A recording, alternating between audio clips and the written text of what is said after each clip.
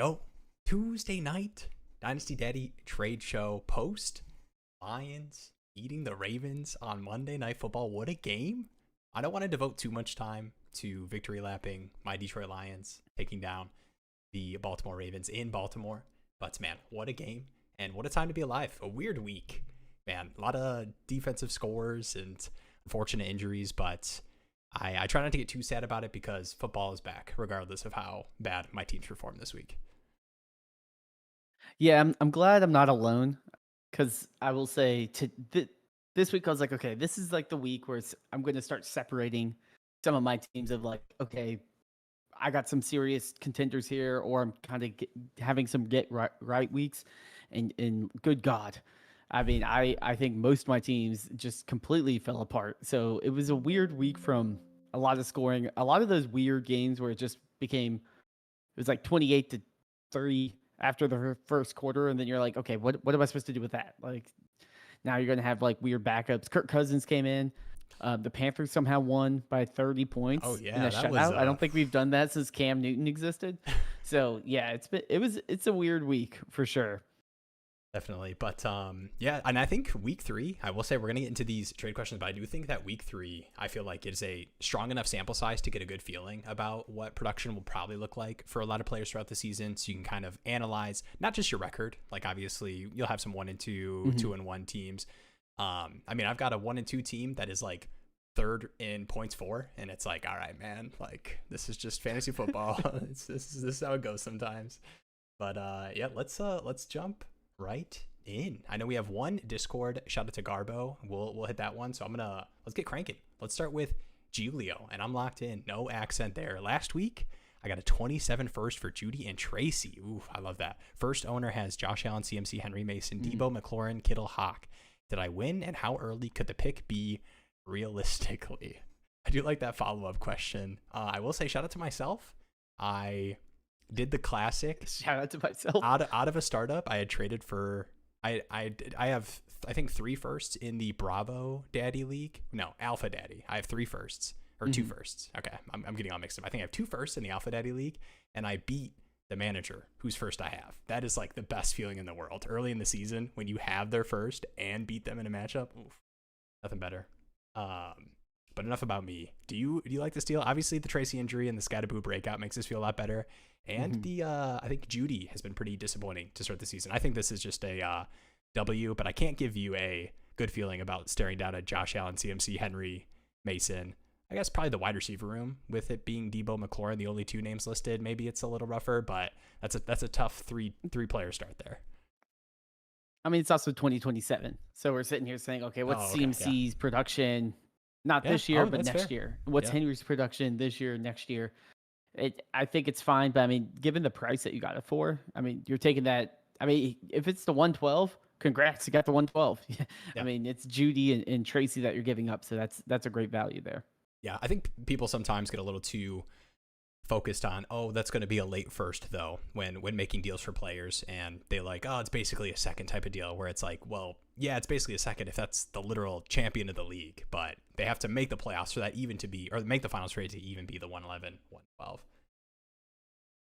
Cash Kumpada here, selling BTJ now, question mark. Oof. We've got the BTJ panic. If so, what for as a rebuilder, trying to target first round picks and young receivers? I think the interesting thing about BTJ is, I mean, I am not in the sell now camp. I think there was some I know there was some like wrist injury stuff, some yips. There were some like drop reports in camp too. I'm still a believer in what we saw the rookie season. I think this offense is a little bit broken, a little bit, we're 3 weeks into Liam Cohen offense, which I'm a Liam Cohen believer, but I do think that there is a lot of complexity to the Liam Cohen offense and just new offenses in general for, Trevor Lawrence specifically. But yeah, I am not really looking to sell my BTJ, but I do think he's an interesting sell conversation point, because I do think he still carries the people are like, ooh, I'm trying to buy low on BTJ everywhere. And I think people will pay the BTJ price. Some people will pay the BTJ price that he was at the beginning of the season. Yeah, I mean, I think the interesting thing here is I'm open to selling BTJ, but then you said, if so, what for as a rebuilder? To me, like, right. BTJ is a perfect player. I can sit on a rebuilder and be like, I don't necessarily care about his value for the next 6 weeks because I don't need him to score fantasy points. Yeah. So as a rebuilder, I feel like he kind of fits your window of like, I don't need him to actually produce now, but he does have that elite upside. I don't know what it is in Jacksonville. I don't know if, it's the, Trevor Lawrence, if it's BTJ, is it Shane Waldron? What is it? I think you got it Something's with off. the last one. The Shane Waldron jump from JSN to Rome to BTJ now. I think he's just he's got a curse with him or something. I mean, if you look at the track record though, next year BTJ is going to lead the league in target share. That's true. So, I mean, to me, I don't necessarily want to trade out of BTJ unless I get a haul.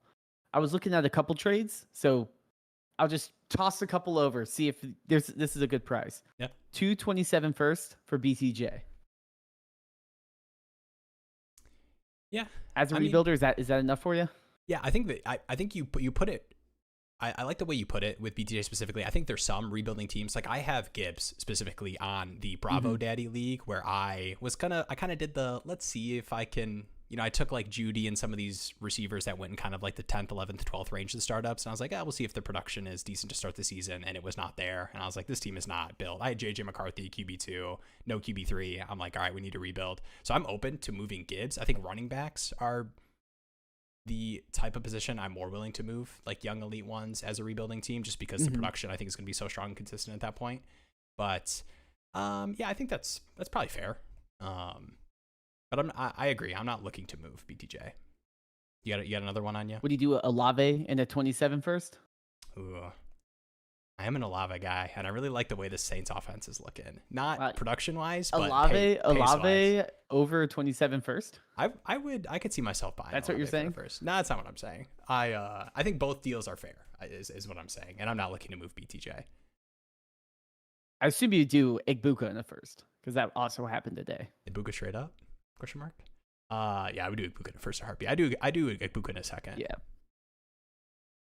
I doubt you're actually getting that unless if someone is, not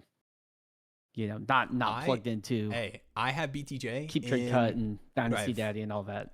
Whoever's in, I keep mixing them up. Okay, in Bravo Daddy or Alpha Daddy, check the league if you're in there with me and watching this live stream. I have BTJ. Send me Igbuka in a second. You can have Brian Thomas Jr. You probably get more, but please don't. All right. Kyle here. What's up, Kyle? Not a trade, but I will be holding on to MHJ until he gets a new contract or quarterback.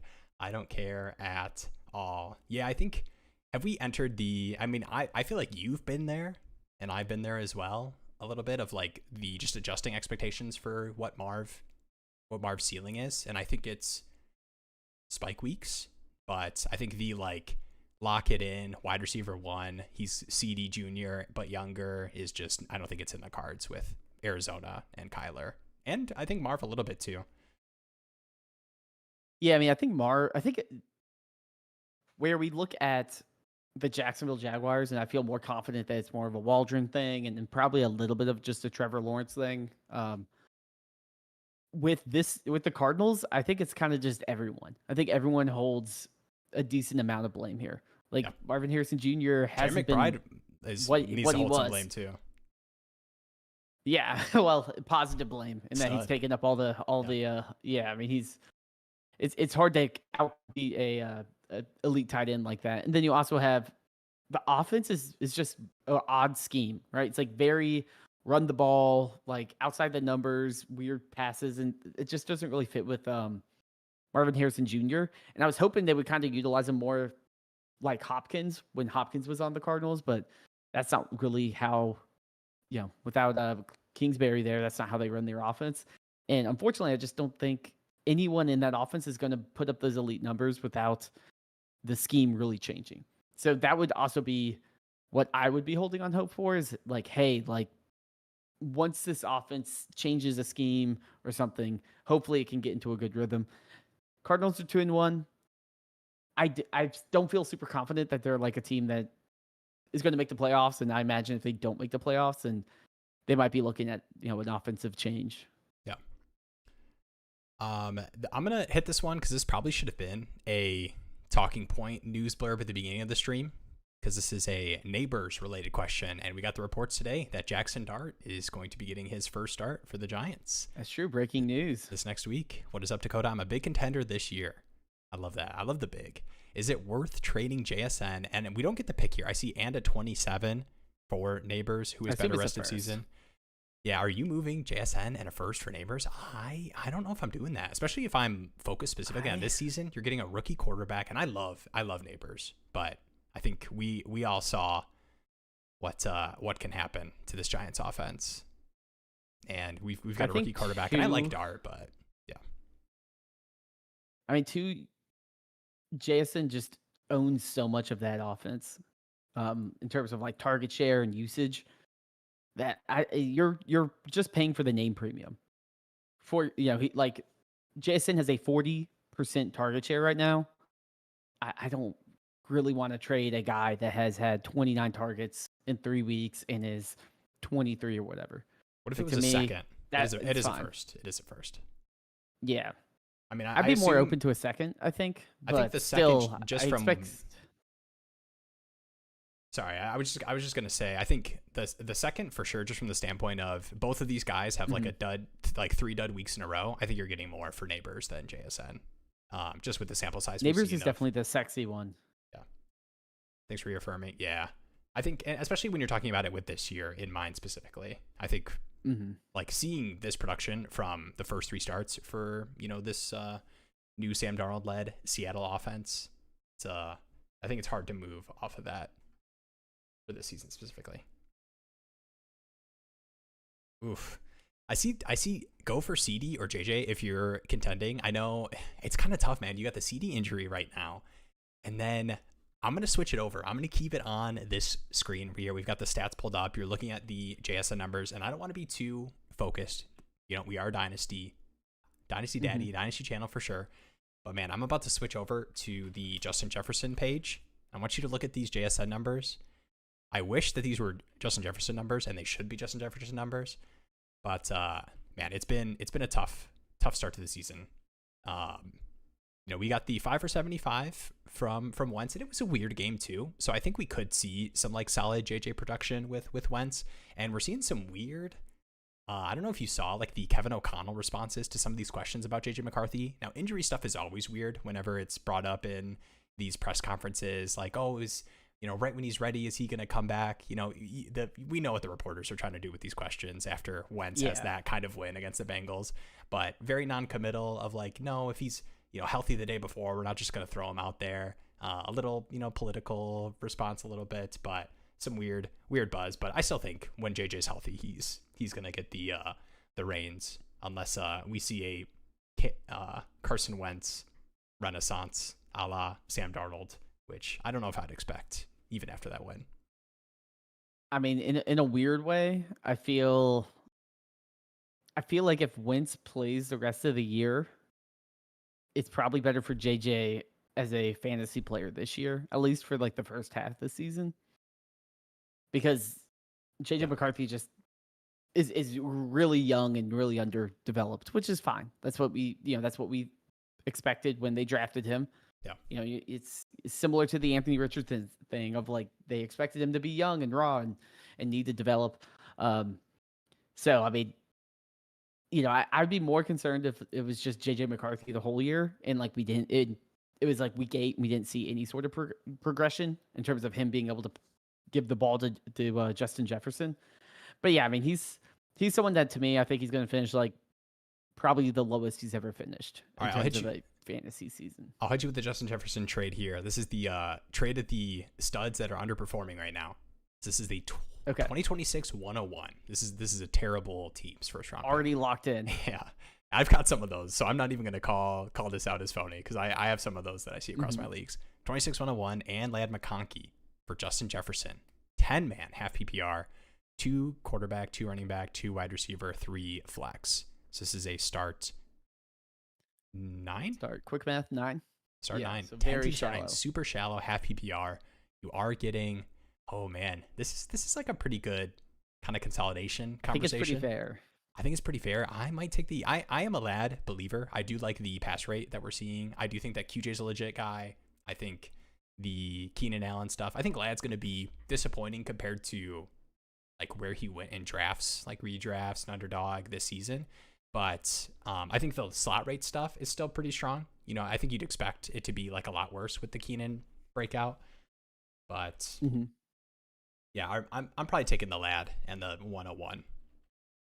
I was about to say, I think the reason I would lean Lad 101 in the shallow league, because usually a tear down doesn't work, but with the 101, you're pretty much locking yourself in a half PPR league to early speculation is probably going to be like Jeremiah Love, right? So a running back, you know, elite level prospect in a half PPR league is probably going to be more valuable. And then you're saying, hey, Makanki in one of the most efficient passing offenses ever, and Keenan Allen's probably going to hang it up either this year or next. Like, he can't keep going on forever.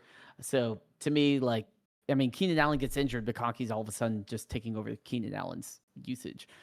So I'd be okay tearing down. It's weird to say, though, because usually in a league like this, I'd want to be tearing up. But I do think with that 101, you're just going to have so much, you know, so many options to either trade for an elite player or, you know, select a potentially elite running back or something that fits your league more. Yeah, and I think a lot of times these like 10-team start 9 consolidation moves aren't like the 101 and Lad Makanki. It's like Judy and Lad Makanki. And it's like Tyrone Tracy. He might be good.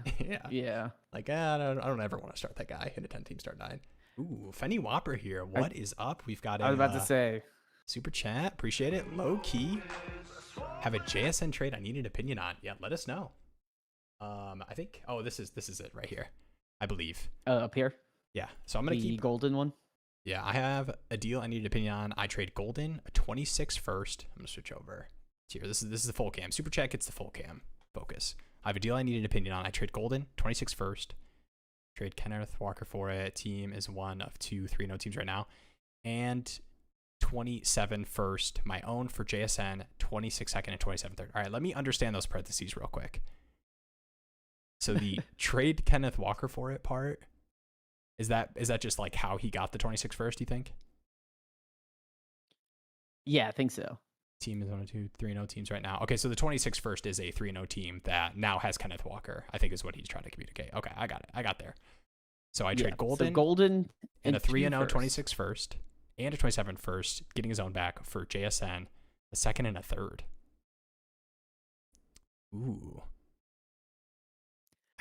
I'm curious if you have the team settings. But I think in general, I think JSN is just a locked in thing that I'd be okay sending 2 late first and in a speculative wide receiver for that.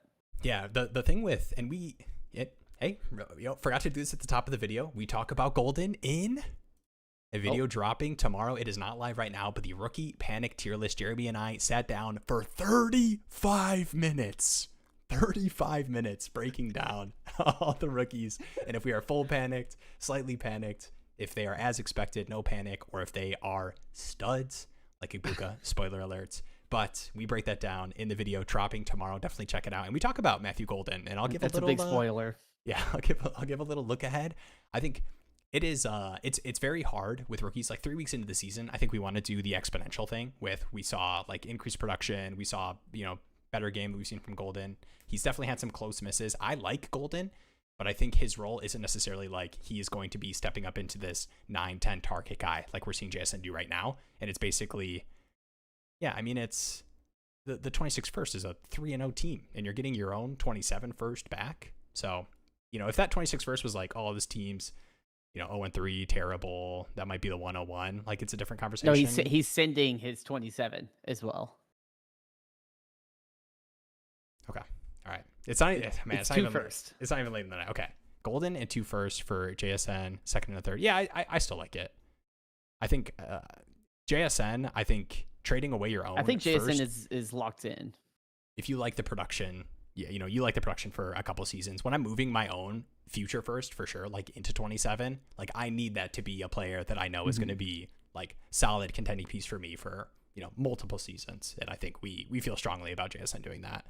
And then it's the second and the third, kind of helping you eat that loss and get some flexibility on top of that for contending teams, which I think is a sneaky way to do that when you're trading away 2 firsts, is getting some picks back. Yeah, it's nice to have a little bit of flexibility because you don't want to be like, oh crap, I don't have even a third or something to patch a hole when I need it. Yeah, I mean that being said, uh, JSN, another valuable part of moving multiple picks is for a player like this is you can always say, okay, cool, next year I need picks. You trade JSN for Tyreek Hill in the first plus something, and now you have your picks back. I like that one. Thanks again for the super chat. We've got thoughts, comments on MTV canceling hit show Catfish. Man, I haven't watched Catfish in like, I don't know if I ever watched Catfish. I've never seen it. I feel like I've seen like clips, or like I get tricked into clicking on a YouTube video that's like, I got catfished by my dad or something, and it's like, what the? I guess I gotta watch this. All right, next we'll go to another actual Dynasty. We're getting a glimpse at the contender in my league really wants Kyren. What should I look to get back for him? Aiming a 26 first. Yeah, I think Kyren is one of those kind of contending pieces. Even getting the contract that people are a little spooked on just with the quorum stuff. 65. Quorum's usage is 35. improving. It's definitely good for Kyren. Definitely up, but I think with the contract, like I think worst case scenario, we're still going to see him have this kind of 65% grasp on this backfield. But yeah, are you? I think I'd want more than a first straight up for Kyren, and I think you'd be able to get that in most leagues. You just had 20 for 94, 2 for 18, and a receiving touchdown. I would probably hold out for a little more. Would you move him right just now for because I a think first and a people are going to second? get more desperate? I probably would. I think that's a good value, all things considered. And if I'm a rebuilder and I'm like, okay, I need to get these points off my roster and all this stuff, sure. I don't think like if the injury happened or something and the team needed a running back, they're like, oh yeah, I'll send 2 firsts for Kyren. Like a first and a second's about as good as you're going to get. Yeah. Got a bruh, Jeremy destroyed me on Monday night in Charlie. Man, who'd you accepted my have loss. Monday night? I didn't realize I won that. Dang. Who probably had like Mark Andrews or something. Oh yeah, that's gotta be. Dude, what a game, man. Just yeah, we don't need to devote too much time. I know we've got a Discord question. Shout out Garbo. We'll get to that soon. I want to crank through some of these questions here, and then we'll hit that one from the live stream ass channel in the Discord. I if you're not in the had Discord. Bateman and Jackson. Oh, Bateman. That's what it was. Best ball pick. Jake Ferguson might save my team in Charlie Daddy, and we've got a live what you want for J-Ferg. Maybe we get a little trade negotiation in the chat. I don't know, man. Dak loves some J-Ferg action. Oh, he's gonna eat. Dang. All right, we got some J-Ferg luck, and honestly, he's one of my highest drafted best ball tight ends. I think people were kind of down on him with the George Pickens signing, but I think sending wild trades without CeeDee, I feel more positive about Ferg. Birds, I want you to know that I only sent that trade to you because you're 0-6 right now. Just know that. Just know that when you look at that trade. I sent him a pretty wild trade. I went to make a waiver claim. All right, here's full transparency. I'll say it. I'm trying to be a little sneaky. I sent a trade. Okay, in best ball, I know this to be true, and this is full transparency. My first best ball dynasty league. I've not been in I've been in best ball like redraft leagues, and obviously I've done best ball underdog drafts for a handful of seasons. First dynasty best ball, which I think will be good for me, especially getting in too many leagues.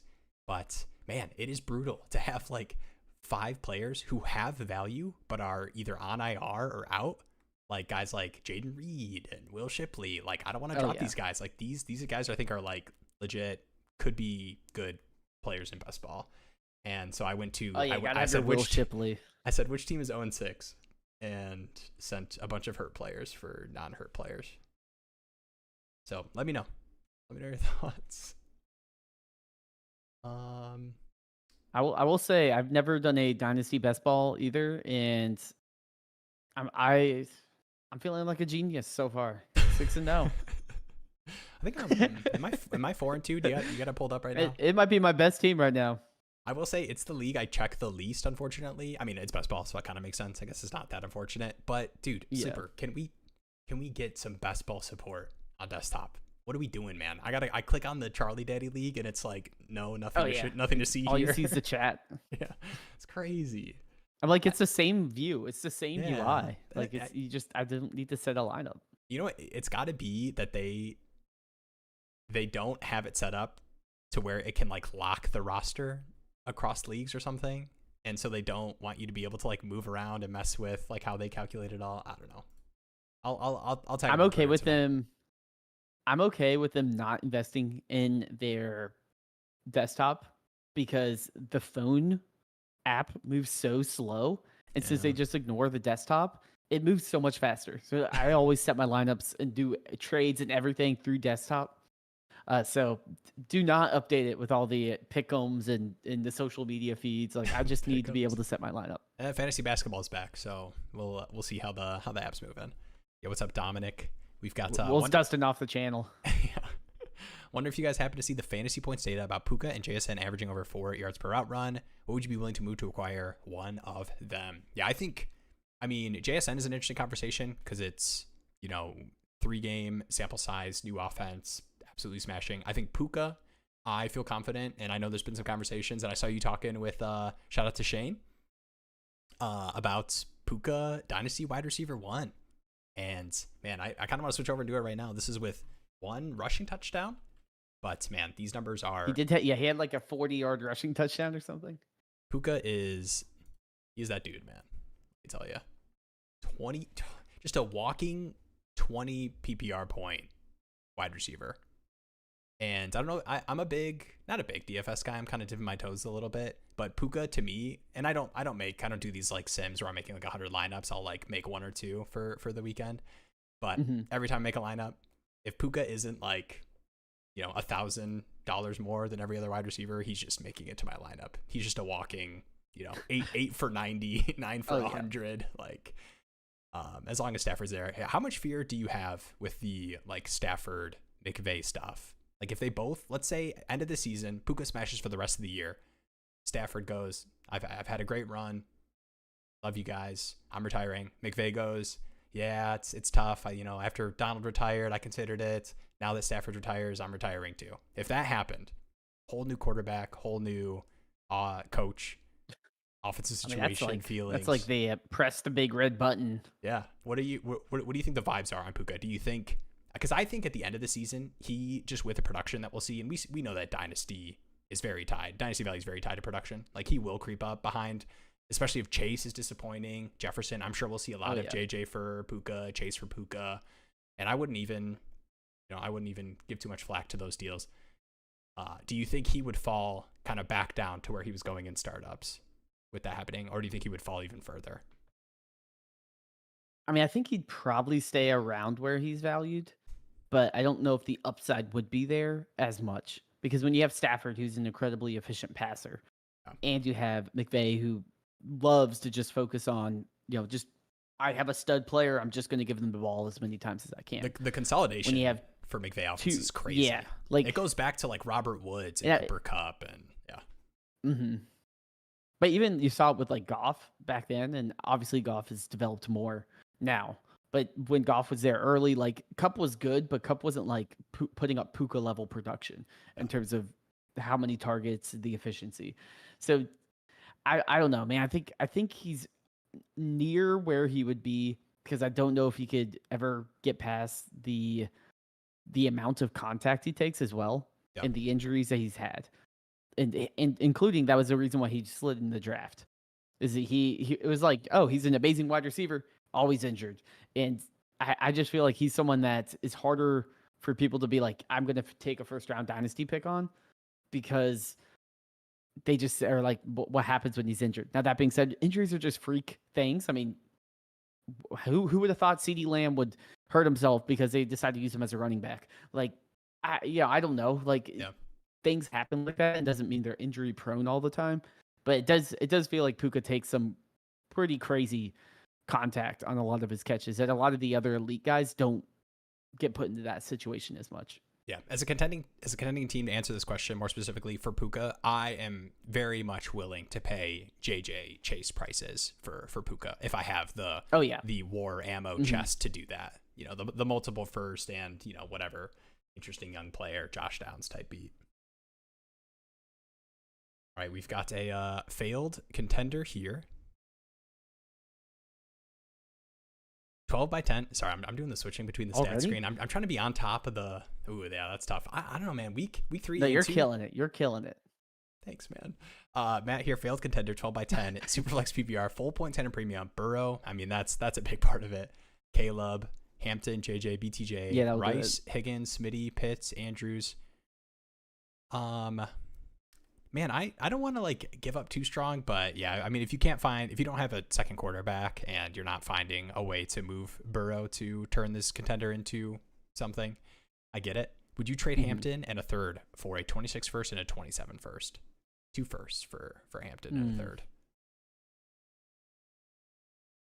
I think it's good value. I don't know if like those picks have the upside, like the juicy upside of maybe being a top 6 pick at each draft or something. It's the kind of question where I'm asking the follow-up of like, what is that 26 pick looking like specifically? Where if you're just trading Hampton to get, to the best contender that is like slotting that in, especially with the Najee injury and what we saw, this third game, expecting that maybe not specifically 24.9 PPR points for the rest of the season, but I mean, if we're going to get 19 carries and anything close to 6 like receptions, 7-8 targets or something, then I mean, that's easily a late first.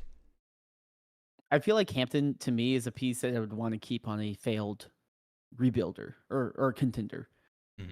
Though that would be kind of my angle, I guess. Like I'd be like, okay, maybe I don't need both Andrews and Pitts. Maybe I just sell one of those.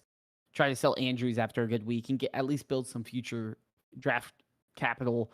Yeah. And maybe I try to sell Burrow for a quarterback and maybe a future pick that, trade them for someone a little bit grosser, and then pick up some future picks. So then it's like I can still put together a competitive roster because it is only 3 weeks. Things can turn around, especially when you have high value young players.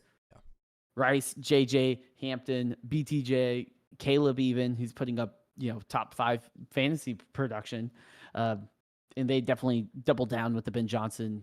He's going to be there for a while. So to me, I don't feel like I need to like blow things up. It might be more of like, okay, how do I maybe just trim some of the more win now pieces like an Andrews or try to extract some value from Burrow to where I can keep my team competitive without like mortgaging my future. Yeah. And I will say this is a good time to cheaply fix a quarterback room. We talk about it all the time too, about rostering these Jake Brownings, Carson Wentz, these backup quarterbacks, especially on these deep dynasty rosters where it's like, yeah, cool. You could have whatever, like, I mean, Tyler Lockett, best case scenario is probably giving you 6 to 7 PPR points if you're plugging him into your wide receiver spot.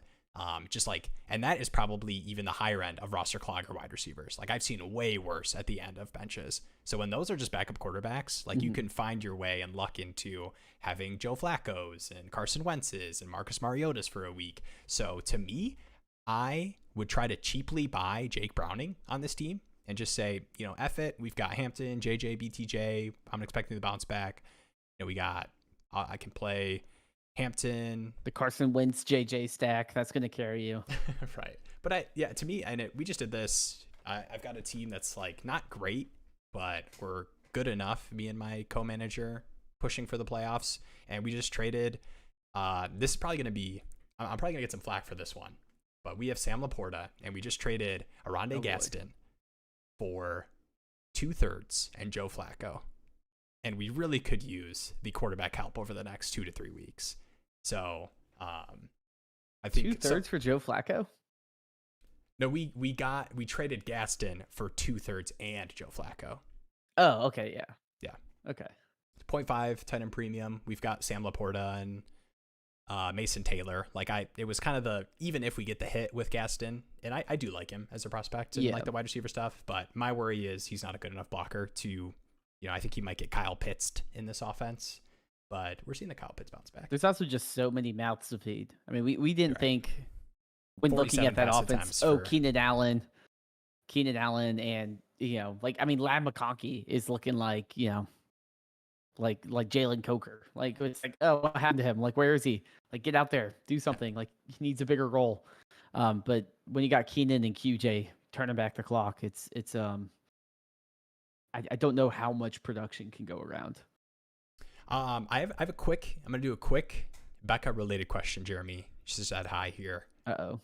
I see questions about Dancing with the Stars.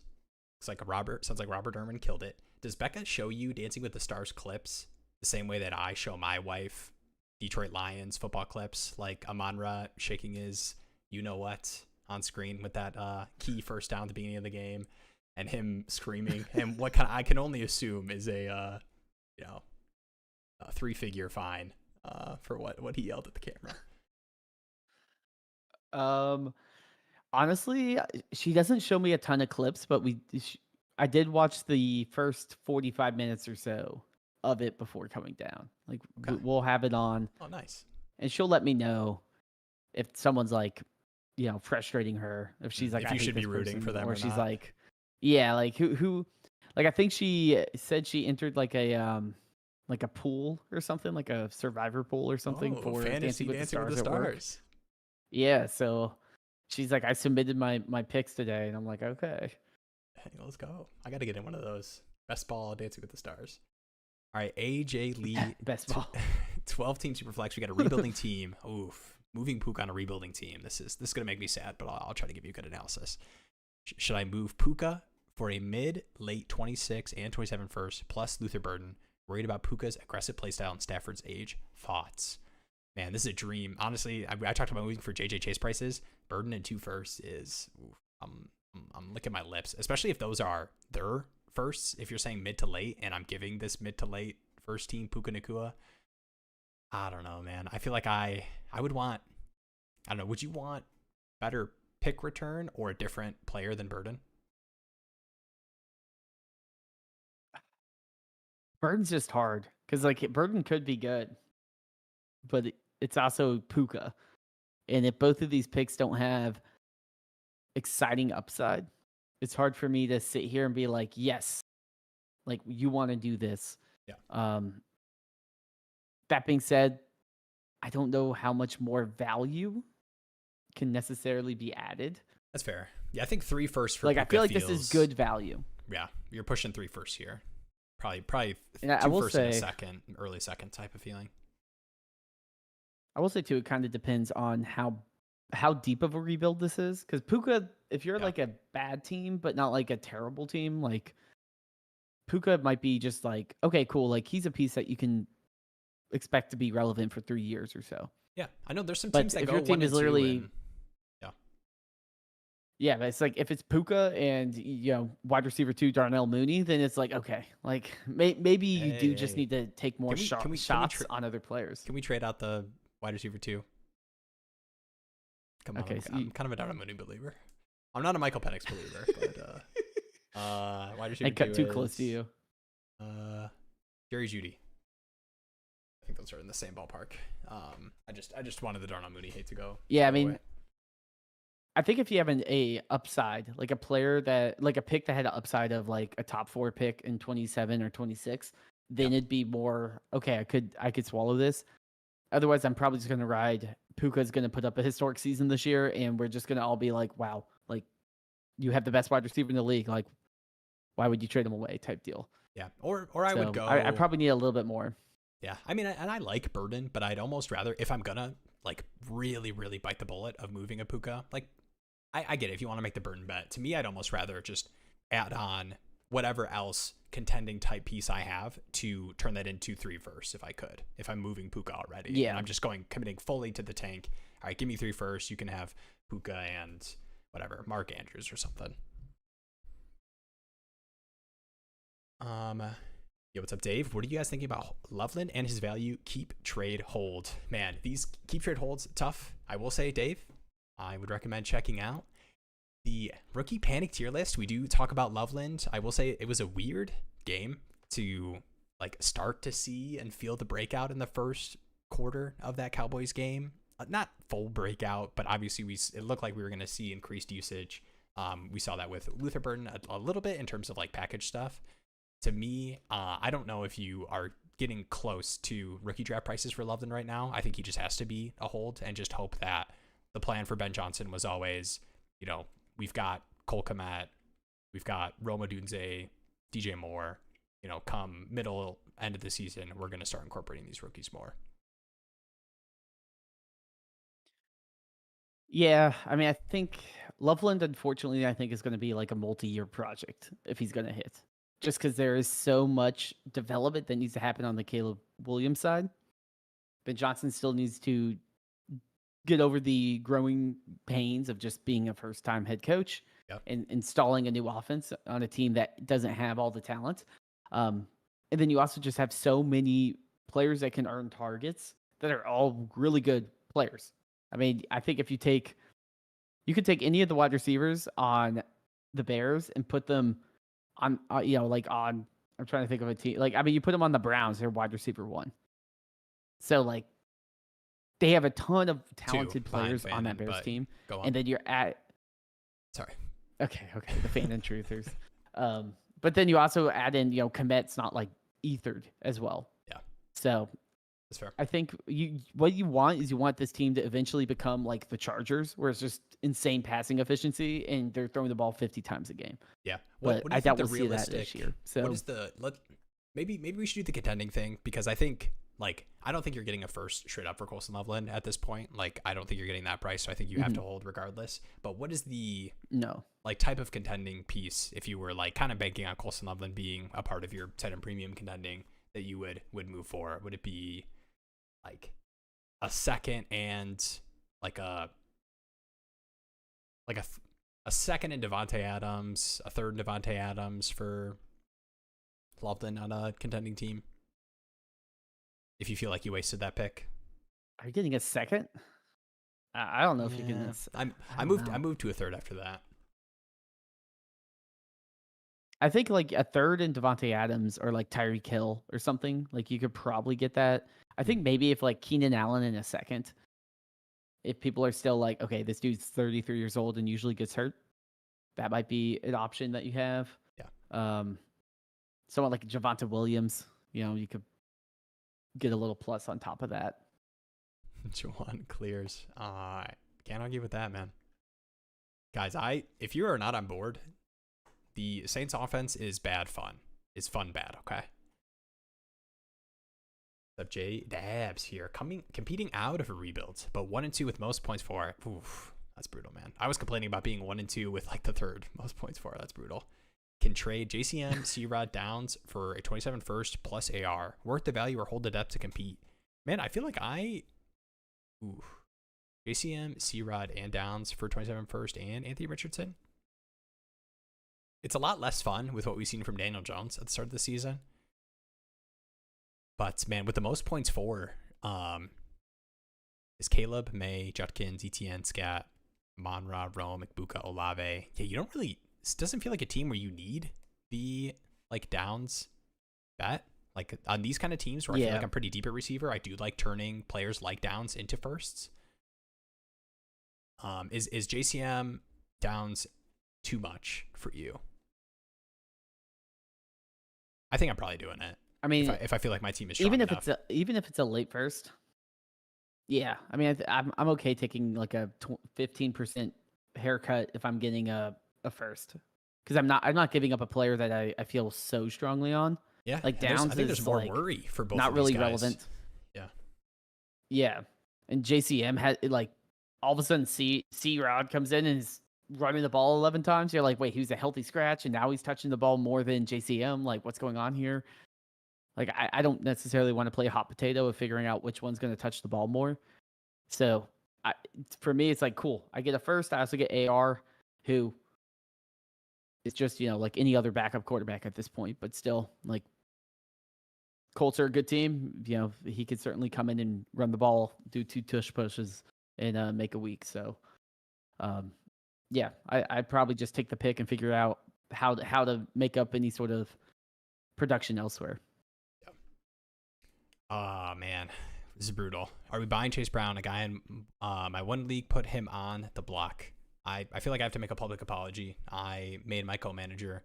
I gave him homework. I told him we need to get a running back. Our Tyrone Tracy was our RB2. This was 2 weeks ago, or before this last week. I was like, dude, we need to buy a running back if we're going to find a way to compete. And we did buy Chase Brown for this week. The offensive line stuff is really bad. I don't know if you've seen some of these like PFF like negative 50 yards before contact for Chase Brown, where it's literally just he gets the ball and there is contact.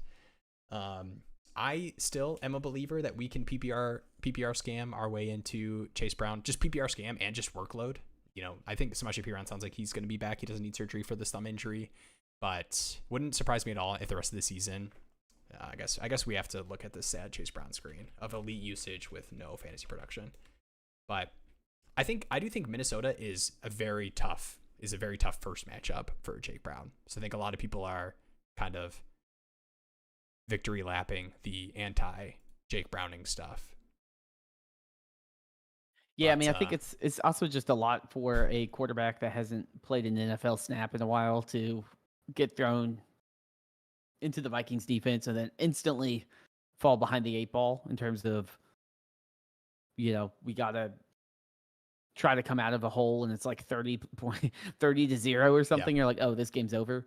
So it's just kind of like a weird game script, and Chase Brown's just not going to get a ton of usage. Yeah, I assume you would try to find a more creative way to buy Chase Brown. Like, I think nobody wants to have the conversation of would you trade a late first for Chase Brown on a competing team, where it's like, why would I use a first to buy this type of piece? I assume you'd want to be more creative. It'd have to be like, would you pay a second and help me come up with a player here? Jaden Reed. Second and Jaden Reed or Chase Brown?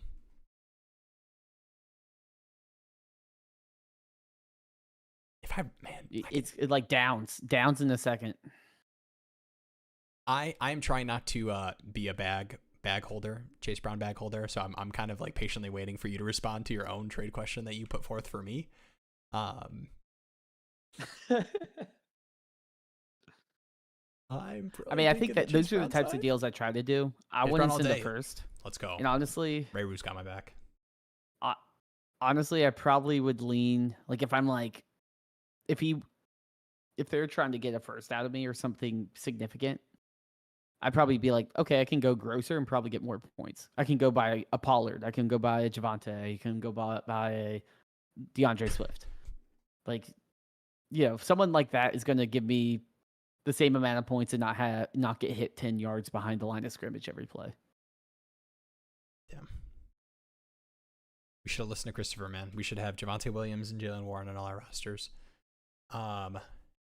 That's true. It actually Honestly, is true. It actually is true, which is so funny. We need to go back to those streams. I will say that what probably ended up happening is instead of those being like the worst trades that you could ever make in a Dynasty League, they're actually like somewhat fair now. So yeah, retroactively they're fair.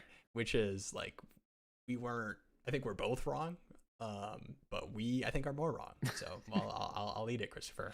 I'm gonna give you the shout out. Well, I will say there's times where like I'll regret a move I make, and then I'm like, okay, given the information I had at that time, would I have made the exact same decision, or would I, did I make a reactionary move? Yeah. And it's like, okay, I would have probably made a similar decision based on the information there. Like I didn't expect Jalen Warren to ever be a true bell cow at this point and just kind of lead the entire backfield. Yeah. Do you want to quickly? You want to go lightning mode, and then we'll hit this Discord live stream ask question. Does that sound good? Yeah, we can do that. Lightning mode here. Zay or Cam Ward? 0.5 PPR, 12 by 9. Pretty shallow league, and it's half PPR. I'm probably taking Zay. I would take Zay as well. Just because it. Yeah. Go ahead. I just don't know if the upside of Cam Ward you're going to see it. So like, unless if you're like a rebuilder and you're like, cool, I can sit on my hands and deal with that. Yeah. Cam's going to have those games where he scores 4 points. Yeah. And I think it's tough. Like I am a Cam Ward believer just in like, I think the talent himself, but for that to turn into a super flex quarterback that you are happy to start, I think it is going to take a little bit of time. And I think once that even happens, if it's, next year or the year after that you're like confident and feel good about it, it's like, okay, are you going to get much more than Zay Flowers, even in a shallow 0.5 PPR? All right. Any thoughts on the upside rookie plays not panning out? Yeah. Loveland instead of Warren, Hunter instead of Tet. You know what? Quick lightning mode question. We talk about that on the rookie panic tier list video, 35 minutes. I need you guys to 2x speed that. Do not listen to the whole thing. Not on increased speed, but do listen to the whole thing. That will be dropping tomorrow. We definitely hit a lot of those, and a lot of disagreements too. And I think we kind of talked. I think you talked some more sense into me than I talked sense into you. But I think for the bag holders, I think I gave you a little bit of hope, even if it's false hope. So look forward to that on the channel tomorrow. Set your notifications. The hunter bag holders, you can spot a hunter bag holder from a mile away. That's all I got to say. I held my ground. All right, Jordan Mason for 2 seconds, 26-second and 27-second.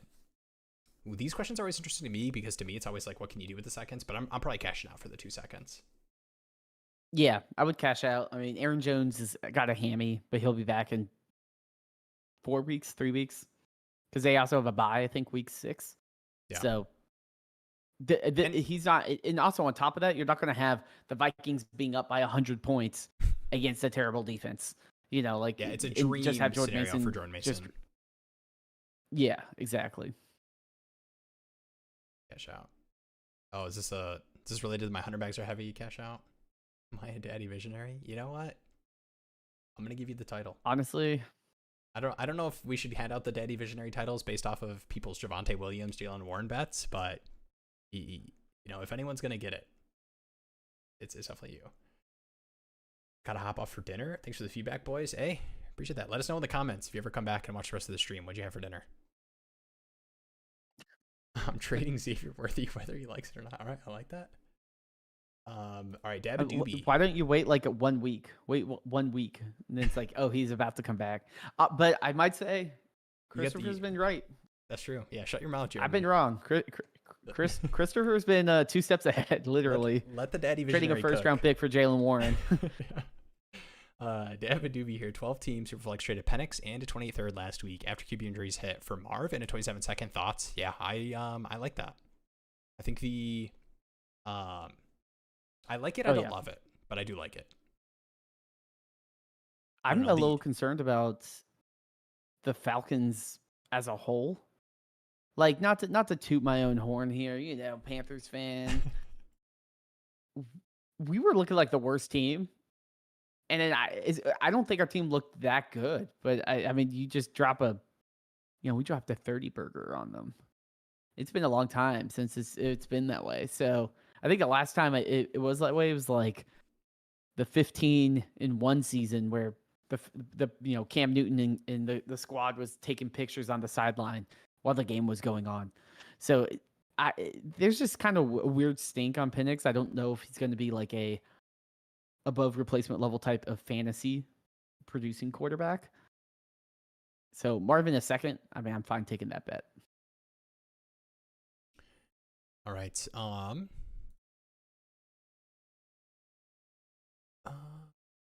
Are you doing okay? We got a Christopher crystal ball. What is the do I dare trade Drake London for a true RB1? What do you think? Ginty, Javonte, Jalen, or Bill? I mean, I would. Would you trade Drake London straight up for Ginty right now? I think it's the only. I feel like I could get a plus, but yeah. I mean, I consider it. Do you think you need a good Drake London game? I know Dynasty. I want to give more credit to Dynasty people than needing that for a move like that to happen. But I think these last 2 Penix games might spook some people. You get some Desmond Ridder flashbacks for Drake London's production. I think some people are like scared though of the Ginty. Like, we haven't seen a good Ginty game. We've seen good Drake London games. Yeah. So like I think people are starting to like, oh, maybe Ryan Clark's right or whatever. Like maybe he does stink. Jeremy, you got Becca 0-3 in her weekly work league. I do. Didn't stand a chance, it's a sad and situation things are here. not looking good. Oh, this is a brutal message. This is probably the saddest chat message I've read on this stream. I think it's lightning mode. I have to move past it. I want to give more time to this. I really do. Jeez, that's brutal. I'm so sorry, Becca. Next time, come to me or Christopher with your redraft questions.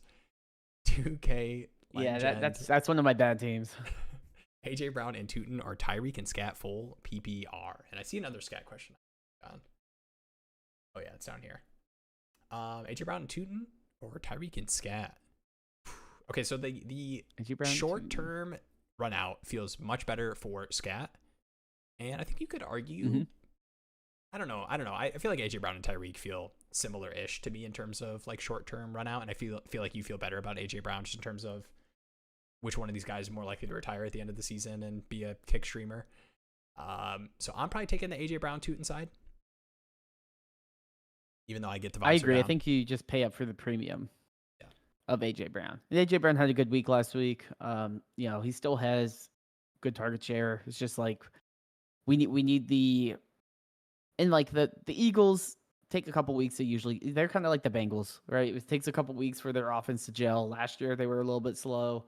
I'm not too concerned. And if you're able to say, hey, I'll give you the premium of what Scat's usage will probably be for the next couple of weeks until Tracy comes back. And even then, it's probably just Scat maintaining most of that workload. Mhm. I mean, what's the downgrade from Scat to Toot? And it's not that big, unless if you need that production right now.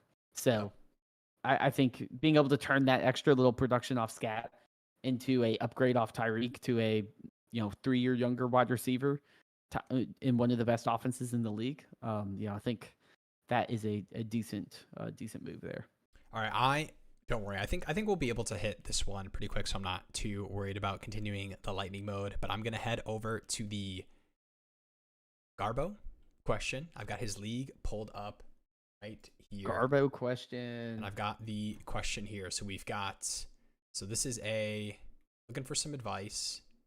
Shout out Garbo. Currently got the fraud tag. Hey guys, this is 12 team Superflex PPR, full 0.10 and premium. Hey guys, looking for some advice on where to take this team. The season hasn't started the way I'd like. Hey, you and me both, brother. Should I be buying, selling, or holding here? Add me to that. Have a current offer of Loveland, a 26 first and a third for Davante, Chase Brown, and Monte. So would be getting Loveland, a first and a third, and a full 0.10 and premium for Davante, Chase Brown, and Monte. Is that good enough value here if I decide to sell the vets? And the first, we can take a look at the team. So I guess we can quick go through. So this is a Josh Allen, Michael Penix, Spencer Rattler team. Chase Brown, Sharb, David Montgomery, Ray Davis. Full point tight end premium. Yeah. Drake London, McMillan. Then you have Devontae Adams, Luther Burden, and then kind of Kyle Williams, Dontavian Wicks types. Has Sam LaPorta and Kincaid. Mm-hmm. And then would be getting Loveland and a first for Davante, Chase Brown, and Monte.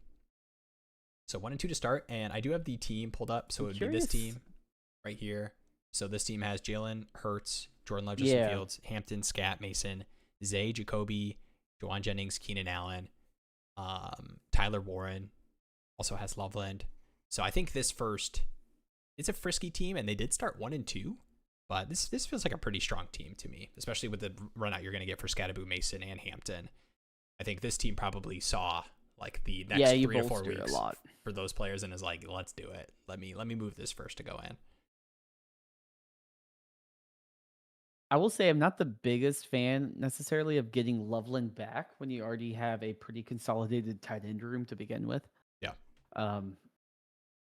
Like I feel like I'm giving up a lot of my production now. I'd rather get a pick. And all I'm getting back is my tight end 2. Like, could I get another pick? Could I get like Camp Scataboo in a second or something? Could I get,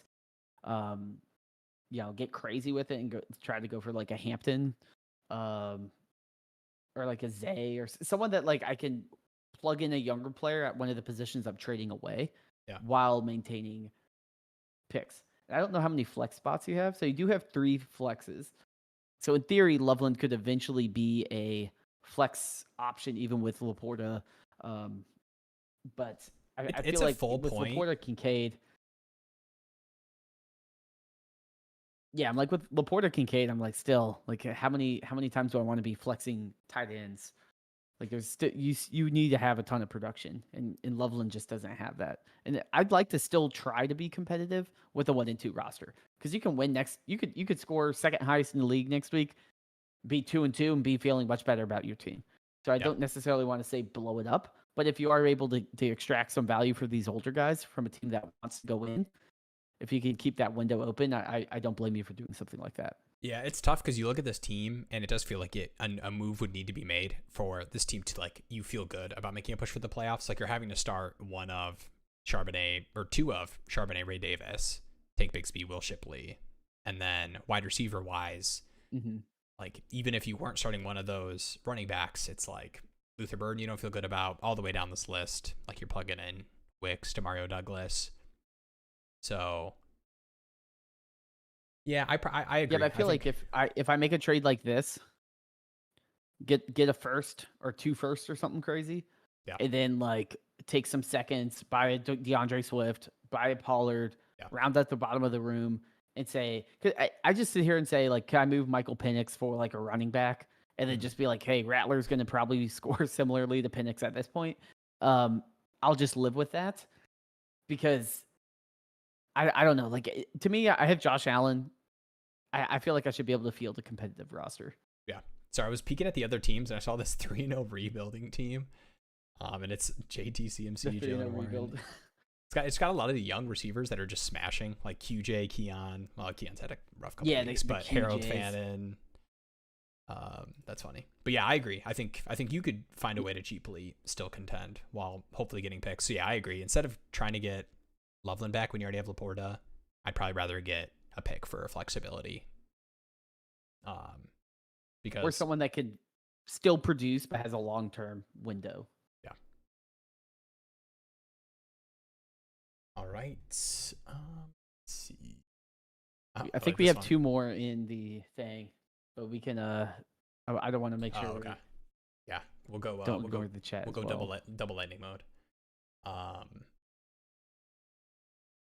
Yeah, what's up, Jacob? 1 QB. This is a single quarterback, PPR start 10. Would you trade a 26 first, Hunter, Moore, Harvey, and 2 fourths for Amon-Ra and Charbonnet? Don't want to destroy my depth, but I'd have Henderson, Godwin, Waddle, Jalen Moore on my bench for reference. So you're trading a first, Travis Hunter, I assume that's DJ Moore, and RJ Harvey for Amon-Ra and Charbonnet.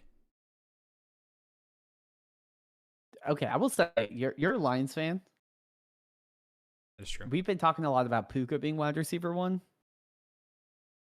I wonder I might be wide receiver 1 locally. I do love Amon-Ra. Like he kind of puts up those chase numbers sometimes. Yeah, he is the perfect Goff quarterback wide receiver. Just the like all reliable, short intermediate, get open. Yeah, we can click on the Amon-Ra. I mean, I think he's wide receiver 2 in WAR. Yeah, the nice thing about single quarterback start 10 and like feeling okay, what's up, Jacob? Amon-Ra owner is 0-3 and roster is really bad for context. Harvey, could you get like a contending piece on top of this? Like I feel like if this guy's kind of already in on moving Amon-Ra for like even if it's like an older vet that like fills out your lineup better, I would like 2 fourths, yeah. But yeah, I think I'm definitely doing this. Yeah, especially I think to me the biggest piece is the single quarterback and what I assume is a shallower league. So moving that 26 first feels a lot better when you're getting Amon-Ra back when it's single quarterback. Yeah, and like, are you going to miss DJ Moore? Not really. I do as a Panthers fan, but not from a fantasy football perspective. Harvey is kind of a slow burn anyway.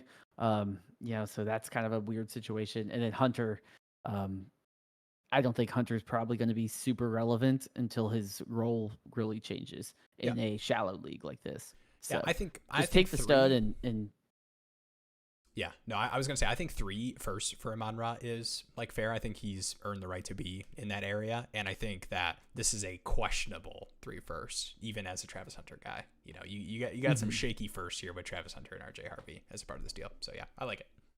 And getting Charbonnet back. Yeah, it's not like a Tet or a Egbuka or something like that. Yeah, like the Charbonnet type running backs too, and these players are like sneaky parts of deals where a lot of times in these leagues, they don't hold the value that they should have in terms of what they do for your roster. So like you're never having to start Charbonnet in these shallow leagues, but when you know when to start him, he is smashing, you know. Ooh, thoughts on Burrow as a contender? Hold, sell. That's tough. I think the thing with like Burrow deals is, to me, it's always let me find the team that is closest to being willing to blow it up and see if I can sneak my way into getting like a good deal back if I'm going to move him as a contender, you know, because they're a lot more likely to give you a good deal when they are already planning on tanking the season. Yeah, or they have like the flexibility at quarterback. Like if they're sitting there with like 3 solid quarterbacks, then they're like, yeah, I could sell one of my solid locked in starters plus a little piece for Burrow and just sit on that, IR spot all year. I'm gonna get these questions ready. I'm gonna hand this one over to you. 12 team, half PPR, Justin Jefferson or Rashee Rice, CMC, and an early mid 27 first. Ooh, early mid. Yeah, I mean, this is I think this is an interesting move. I think I would lean on the side of just the Rice CMC and I think the early 27 first. I mean, we're already seeing the hype for the potential early mid 27 draft class. So I think that pick is going to really steam up in value even more than a 26 first. And then with Jefferson in his current form, I'm not the most excited to say let me overpay for that unless if I'm like a deeper rebuild and I'm like I need to get off of McCaffrey. But if I'm in a rebuild, I'm not trying to move a early 27 first to begin with. Yeah. That's probably a little steep given the current season outlook for everything. Dang. Patty Mills here. Jeremy was at the game Sunday and watched my Falcons lay that egg. And I will say, if it makes you feel any better, Patty, I am working on getting your live stream ask question ready. I saw you post that there. So yes, I will say, Patty, in the video tomorrow morning, I do make a reference to Penix trying to tackle. I forgot Mike Jackson on the pick six, or not the pick six, but the interception. So yeah, it's making fun of me. But yeah, so. I mean that was just a weird Falcons game. That happens with these division games too, like random absolute craziness. Well, I will say Patty Mills. Here's a story, Patty Mills. Falcons, Panthers in Atlanta, and it was 2015. I bought tickets to the last game of the season. Panthers Bucks in Charlotte. We were going to finish the second 16-0 season. And y'all beat the Panthers to make them 14-1. So you got me there. You got me there because I still saw my team finish one of the best regular seasons of all time, but I didn't get to have that euphoric 16-0 record that I was really excited for. Okay, we got Jake here. I did get my favorite play from that game though. The Cam Newton dragging 18 people to a first down for like 9 yards. That play, I was just like, there's different levels of players here. All right, in honor of Jeremy, everybody needs to watch Cam Newton highlights. That's your homework for tonight after the stream, after you make your waiver claims. That's me 2 drinks in. I'm like, let's just go non-verbal and just watch Cam Newton highlights. Jake here, sick Jersey Jeremy. I haven't heard the crowd like that since I started working for the team last year. Ooh, heck yeah. Wait, what do you do for the team, Jake? Let me know. That's sick. Yeah, what do you do for the Panthers? Shout out Patty Mills. He did say he was pulling up to the bank. Nice. That I'm putting some. The puzzle pieces are connecting with Jake always talking about getting you out to a Panthers game. Like that's starting to make. Yeah, I was like, who does this guy know? Like, is his last name Tepper? Oh, and we got a question here. So I'm gonna toss this over to you, and then I've got the questions ready. We'll hit some of these live stream ask ones. Okay. So this is a 12x9 Superflex PPR. Caleb, Stroud, Gibbs. Okay, Caleb, Stroud, then Gibbs, Hampton, Benson, JJ, London, Hunter, Ferguson. Team is 0-3 and clearly top heavy, lacking depth. What direction are y'all doing? And it's lacking depth, but it is a 12x9. But yeah, I'll hand this over to you. Yeah, I'm curious. So I think I'm scared that like Stroud, you're not going to get a ton for, but you could probably potentially convince someone to give you some value for him. If you do need to split a piece, players like Gibbs and Hampton, it's just hard to split. JJ, London, Hunter. I mean, I guess like how deep does this need to be? Like, do you need to pick up do you split Hunter for like a player, like a wide receiver in a second? Like, do you go for like someone that's get off the Hunter ride and just say, I need production. I can't deal with, he's playing more defensive snaps this week and all of that. Because Benson, Hampton, Gibbs, Caleb, JJ, Ferguson, London. Like, I feel good with that. Yeah, I'm probably trying to buy these like cheap vet receivers. Like I would do a Keenan Allen price check. I know it's going to feel expensive, but I think even some Keenan Allen managers are like, he's like their wide receiver 5 or 6 or 7. And they're like, yeah, I'll play him every week, but I'd flip him for a second, or I'd flip him for a second, third swap. So I think I'd probably knock on some doors for like Keenan Allen, Juwan Jennings, like some of these older receivers that are going to be cheap. Because, man, when you're starting a 12x9 with Gibbs, Hampton, and Benson now in the running back room and JJ London in the wide receiver room, I know the rest of the team probably feels like you're lacking depth, but I think you can quickly turn this team from 0-3 to 4-3. And pick up like a Marcus Mariota or someone weird like that. I mean, like I don't know if I'm starting Stroud. Potentially get weird and start a Carson Wentz or something like that. It pains me, man. And I'm a Michigan fan, but it still pains me to see the Stroud. Actually, it's probably just my Nico bags is why it pains me. You would drop 300 there. I will say you should update your team picture to be the famous Caleb and Stroud, where Stroud gave him like the pep talk and then started stinking. Oh, dude, these are classic. Yeah, definitely have the volume up for the Cam Newton highlights. Do not be listening to music. You can watch an edit. That can be your music listening with the Cam Newton highlights. Oh, so good. Ooh, ticket sales. Nice. I definitely I've gotten pretty close to. I did have an interview with the Detroit Lions. I 4 years ago. I don't know if I should talk too much about it because I had an interview with 3 people. It was a 2-hour interview. I interviewed with 3 people. The first 2 were amazing. Like I was like, this is awesome. I'm getting this job. Let's go. And then the third one, I'm not gonna say who it was with. She seemed like she was not very interested in talking to me, and I assume she was the decision maker for the interview. So it not working for the Detroit Lions at the moment. Oh, good. All right. So you didn't have a good interview with Dan Campbell? No, Dan was not there at the time when I interviewed there. If Dan was there, I would have gotten the job. He would have seen my grit. All right, we got a quick one here. Torquack. What is the comparable value for Juwan Johnson in a 0.5 tight end premium 10 team? And I think we have to. I think Juwan has earned me going over to the stat screen, pulling him up, dude. What a start! And this is what I was talking about. Who would have thought? I will say, like, I was talking about it. The Saints are, say it, guys, they're fun bad, man. They're fun bad, and Juwan is involved, and it's consolidated-ish, but he's definitely involved. And 0.5 tight end premium is not massive, but I think it is.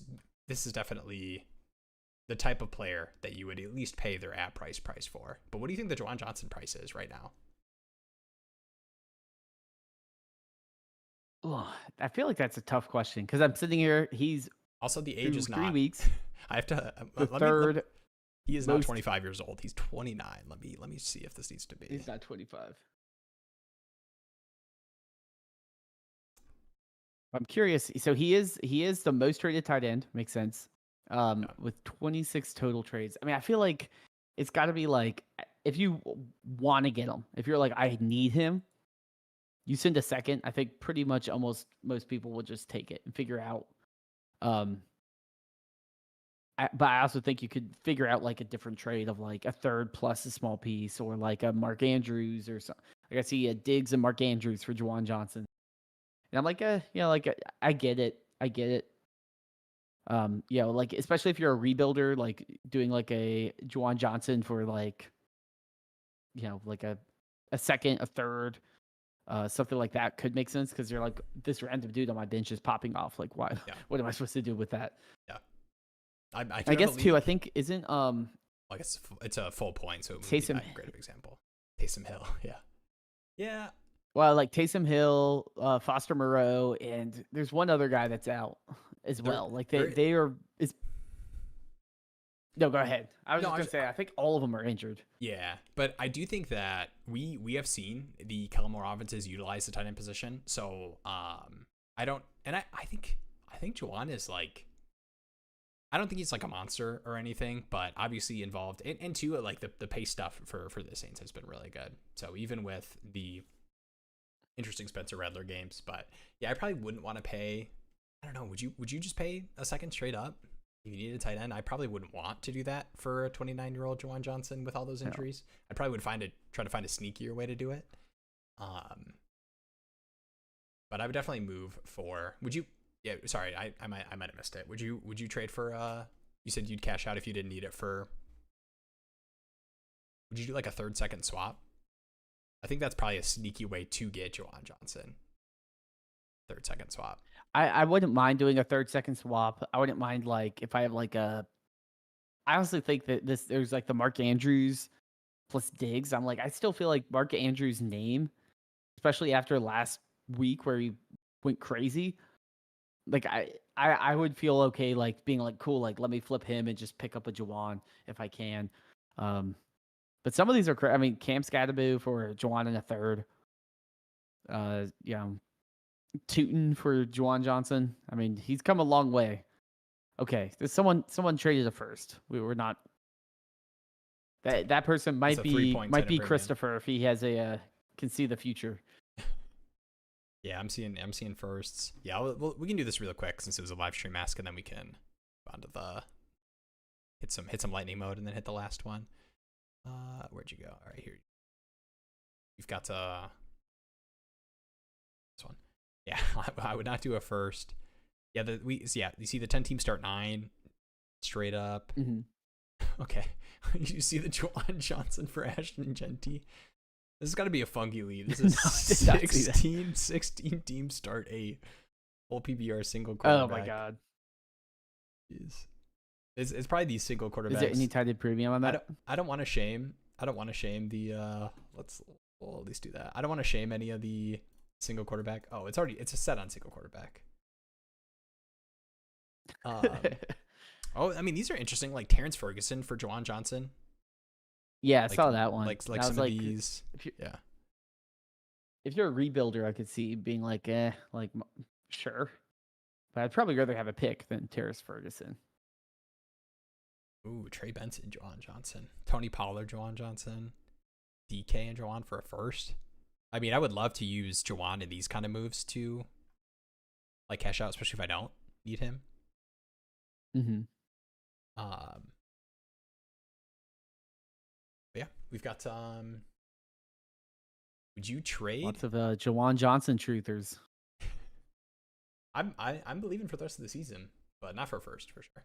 All right, would you trade Scat for a 26 1st? I am probably fine with cashing out. We probably should do the Scataboo conversation. We talk about it on the stream tomorrow, but I think pure pick value wise, I would cash out for a 1st at this point.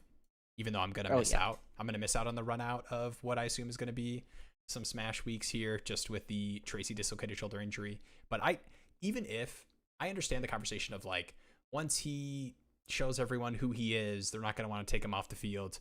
But say what you will about Tyron Tracy, I think he's shown enough to be like the at least annoying running back, the Jerome Ford, the Ramondre Stevenson, the whatever, Kenneth Gainwell, like the running back that is just going to be involved in the offense in some capacity, and especially with the receiving background too.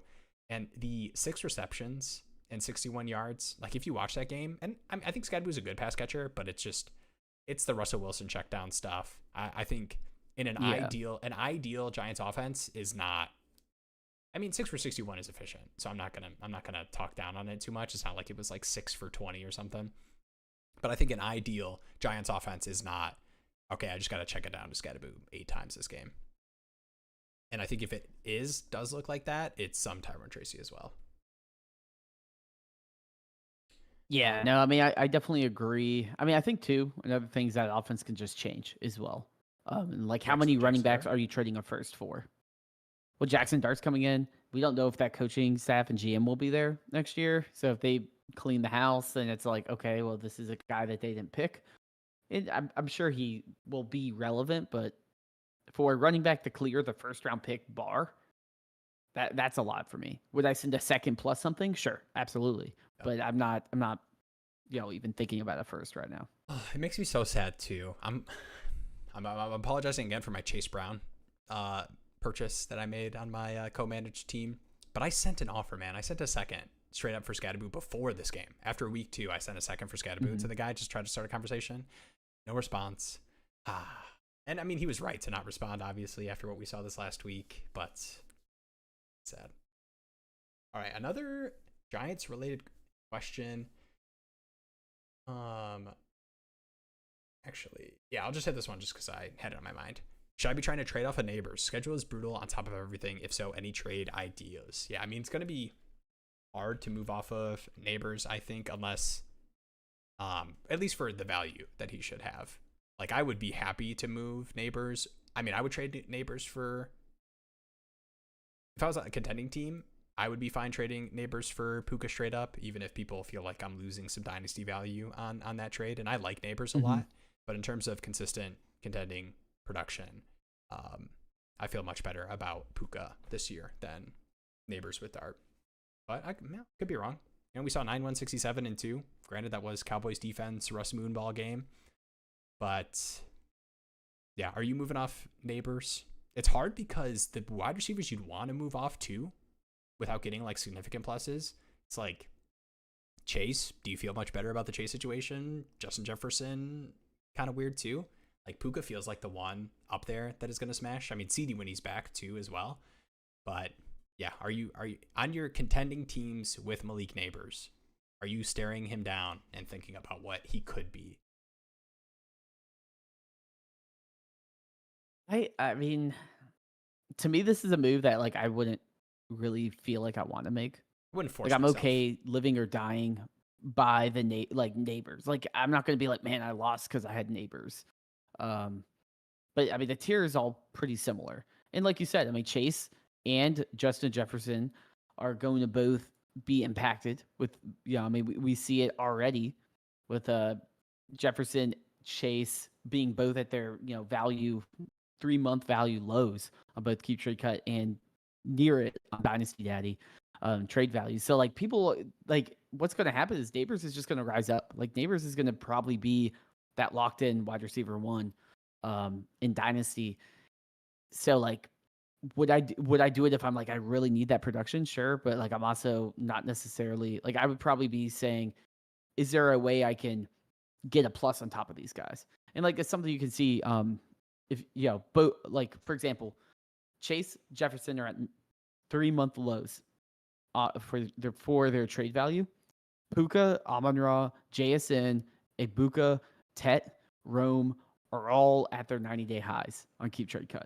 So what we're seeing is that the top 2 that have always been the top 2 for the past couple of years are starting to come back to the pack. So we're just gonna have like a top 8 or so wide receivers, and it's like, which one do you want? If you want to do a 1-for-1 swap, go for it. But I don't think it's not really a deal I would care to make. But it's also like, it's not. I don't think it's going to screw you. I don't think you're going to be like, man, I got Puka, unless if like something terrible happened. Yeah. Yep. All right. What are your opinions on ETN? Do you think he sees normal mid-season regression with Tootin, or Tootin makes a strong push, or confident in his spot in the offense? I will say, even with like the Tootin production games, we haven't seen like a huge spike in usage. Like it hasn't turned into a 50-50 split post the Tank Bigsby trade. So yeah, I don't know if there hasn't been much for me, like in terms of play. Like I think Tootin's looked pretty good. Like wouldn't surprise me at all. And that's kind of natural for rookies to kind of see an increased workload. I'm not like scared out of my mind. I need to get off of ETN this very moment in terms of like if I'm counting on him for, contending for the rest of the season. But he's kind of like those I'm willing to cash out type of players. But I don't know if you can cash out for the price of the production he's going to give you, just based off of everyone having the expectation that Tootin's waiting in the wings to take over the backfield, Yeah, I mean, I agree with that. Like, I'm willing to cash out if I can get good value on him. But then I'm also sitting there and being like, I will say ETN has looked better than I thought he would. Yeah.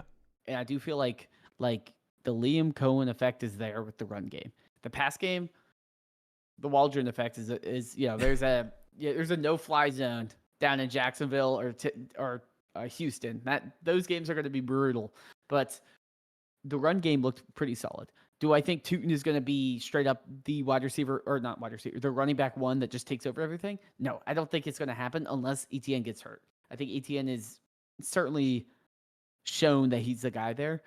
But correct me if I'm wrong. I don't think he's gotten a contract extension. Like, he's one of the guys that hasn't got that contract extension. No, yet. I think the thing about ETN that's kind of an interesting conversation point is, like, he does kind of have the, like, obviously Trevor Lawrence, Clemson, like, you know, the buddy stuff isn't always going to be super impactful in terms of long-term contract talks. But I think in terms of players that would stay in their current situations, I feel like ETN would be willing to, you know, not search the market for an amazing, you know, he feels like a 2-year decent deal extension. Like, he's not getting a James Cook contract or something, but I could see like a, you know, 2-year, whatever, 12 or a Amon-Ra type deal. Yeah.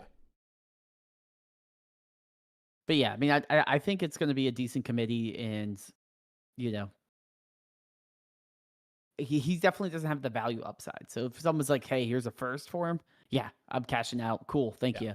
But if someone's trying to lowball me, I might as well keep him. Yeah. It's not like you're, you know, he's producing. It's not like you're sitting on like a Loveland or a Hunter and you're like, okay, what do I do with these players? Like, they're valuable but not producing. Like, do I just risk the value? It's like he's producing solidly. So I don't feel like I need to get off of him. Yeah, I feel like the prices people would like try to be paying to get ETN off your roster is not the first prices. It's like the Javonte Williams prices, you know, where it's like, it's a bet for a season, where it's like, I don't know, I'd rather just hold, you know, if I get that Tootin's waiting in the wings, but you know, if you're just trying to get a second for this running back that's slotting into my spot, I'll just hold. Traded away, this is a redraft question. What's up, Lloyd Gaming? Traded away DK, Javonte, and Chase Brown for CMC. I for sure won. No question mark.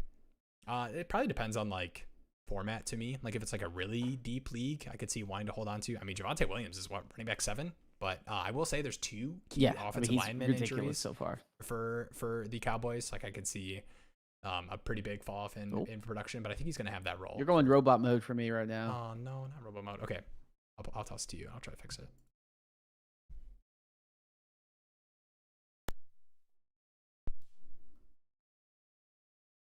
Beep boop beep. Is this better? Oh, you're still robot mode for me right now, Will. I traded away DK, Javonte, and Chase Brown for CMC.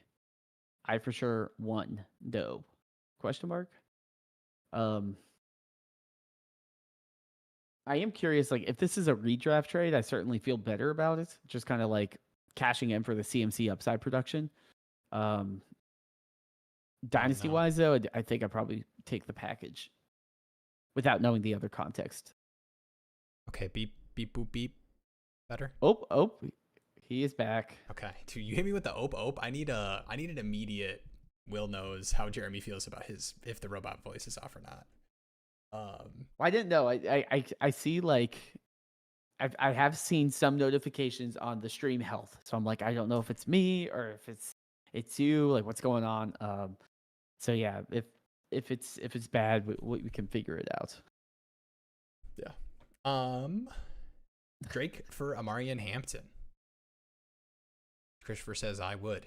So if that impacts how you would respond to this, the Hampton guy. Well, given his track record, I'm all in. He is the daddy visionary of the chat. But yeah, I mean, I think that's good value. Like, I probably would take that. Yeah.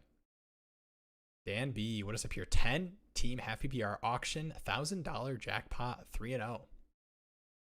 Wow. Wait, $1,000 jackpot? Is that the? Never mind. Well, we'll move on to the rest of the question, and we can analyze what the jackpot means. Mahomes, Knicks. RBs are Bijan, Gibbs. If he wins, he gets $1,000. Well, let's go. Bijan, Gibbs, Scat, Warren, Charbonnet. The jackpot just really threw me off because it was paired with the auction. Jackpot broke your brain. It just scrambled you. It was paired with the auction, so I was like trying to but you auction? The team was probably this is an auction draft. Okay. Wide receivers are BTJ, Ladd, Rice, Addison, Olave. Tight ends are McBride and Ertz, K-Loop. Streaming defense. Thoughts? Yeah, this feels like a pretty strong team. Bijan, Gibbs, and then you're getting the good running back run out. You could probably find a way to turn some of this running back into a wide receiver. The BTJ, Ladd, Rice, top 3 and Addison, top 4 wide receivers, been kind of dookie so far, and you're 3-0. That's good feeling. I mean, come on, you're weathering the storm, and you're 3-0. Back. Yeah, I mean this team is going to look pretty solid. Yeah, I feel good about that. Appreciate y'all. Hey, appreciate you, Jacob. All right, who is more on the hot seat? Mike McDaniel, day balls, or the college? We could do the college football, but all right, who do you think is more on the hot seat? I think the hot seat stuff is tough with a rookie quarterback because if like there are signs of life, I think you get another year to like, all right, let's see what this looks like with a full season, a full off season as the starter. So I think it's got to be Mike McDaniel, just with the 0-3 start. Who did the Dolphins play this week? I feel like we did this last week where we penciled in. It's definitely Mike McDaniel. And I mean, if you want to do college football, it's definitely Jets. Dave over Dabo. Dabo's got like a lifelong deal there. All right, you got Jets. They play the Jets. Then the Panthers. This what do you got here? Is this okay? Let's see. Maybe it's me high on my own supply. Panthers got like a pretty easy schedule coming up. Panthers got a pretty easy schedule coming up. We'll fact check Jeremy. All right, Patriots, Dolphins, Cowboys. We'll see if we get the offensive line injuries back. Are we going to be 4-2? Ooh, and then you run into the Bills, Packers. Well, yeah, we don't worry about that. Yeah, you got a nice little run out there. All right.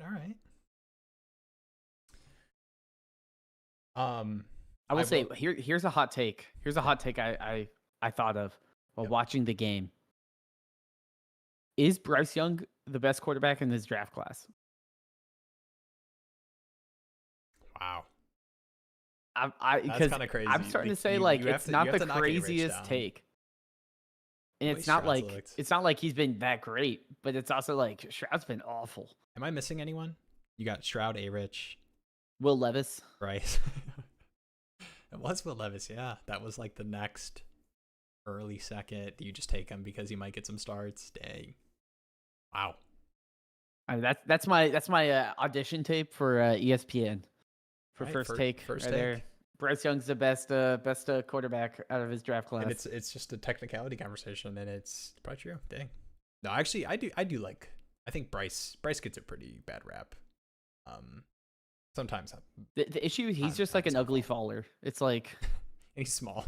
Some people are just ugly fallers. Like it's they can look elegant and then they trip and fall, and you're like, ugh. Bryce just like when he looks bad, he looks really bad. What's up, gents? What is up, Brandon? All right, we got one here. Sage Skull. I'm contending in a 12-team Superflex, and McNichols is my RB2. Dang, shout out if you started Jeremy McNichols last week, though, and got the 60-yard touchdown. You must I wish. Buzzing. Would you trade? I bet Christopher started. Christopher definitely started McNichols. No, he started Chris Rodriguez because he knew he was going to go from 2 healthy scratches to 11 carries. Should I trade Dart, BTJ, and a late first for CeeDee and Kenneth Walker? I also have Allen Hurts to hold on. Oh, geez. Allen Hurts QB room? Dang. I do like this trade. Dart? Yeah. I would probably try to see if I could get a third piece that would make me feel better. Like, can I get a gross running back that I feel decent about for this year? Especially if they're kind of doing the Dart BTJ late first. This feels like, do they have a Javonte Williams type? Do they have a Jalen Warren type? Like a running back that they would be willing to move off of to make a deal happen where they're getting a young quarterback and BTJ and a first. Mm-hmm. Then I'd feel really good about this trade. But would you do this trade up if this was the final offer? So the Dart BTJ late first for CeeDee and Kenneth Walker. And it's like a really heavy RB needy team. Or would you try to find a cheaper way to get an RB2 and just kind of stick? I don't want to be lame, but I think I want to be lame here. I get it. I mean, I feel like you're giving up a ton of value. Yeah, that's why I was trying to get the out extra for piece. 3 weeks. Kenneth Walker is like still a question mark, kind of. I mean, he's like the poor man's Derrick Henry, where it's like he's got to, like he has to break off a massive run or he gives you nothing. And then he's not even getting all the touches in his backfield when Sharp is healthy.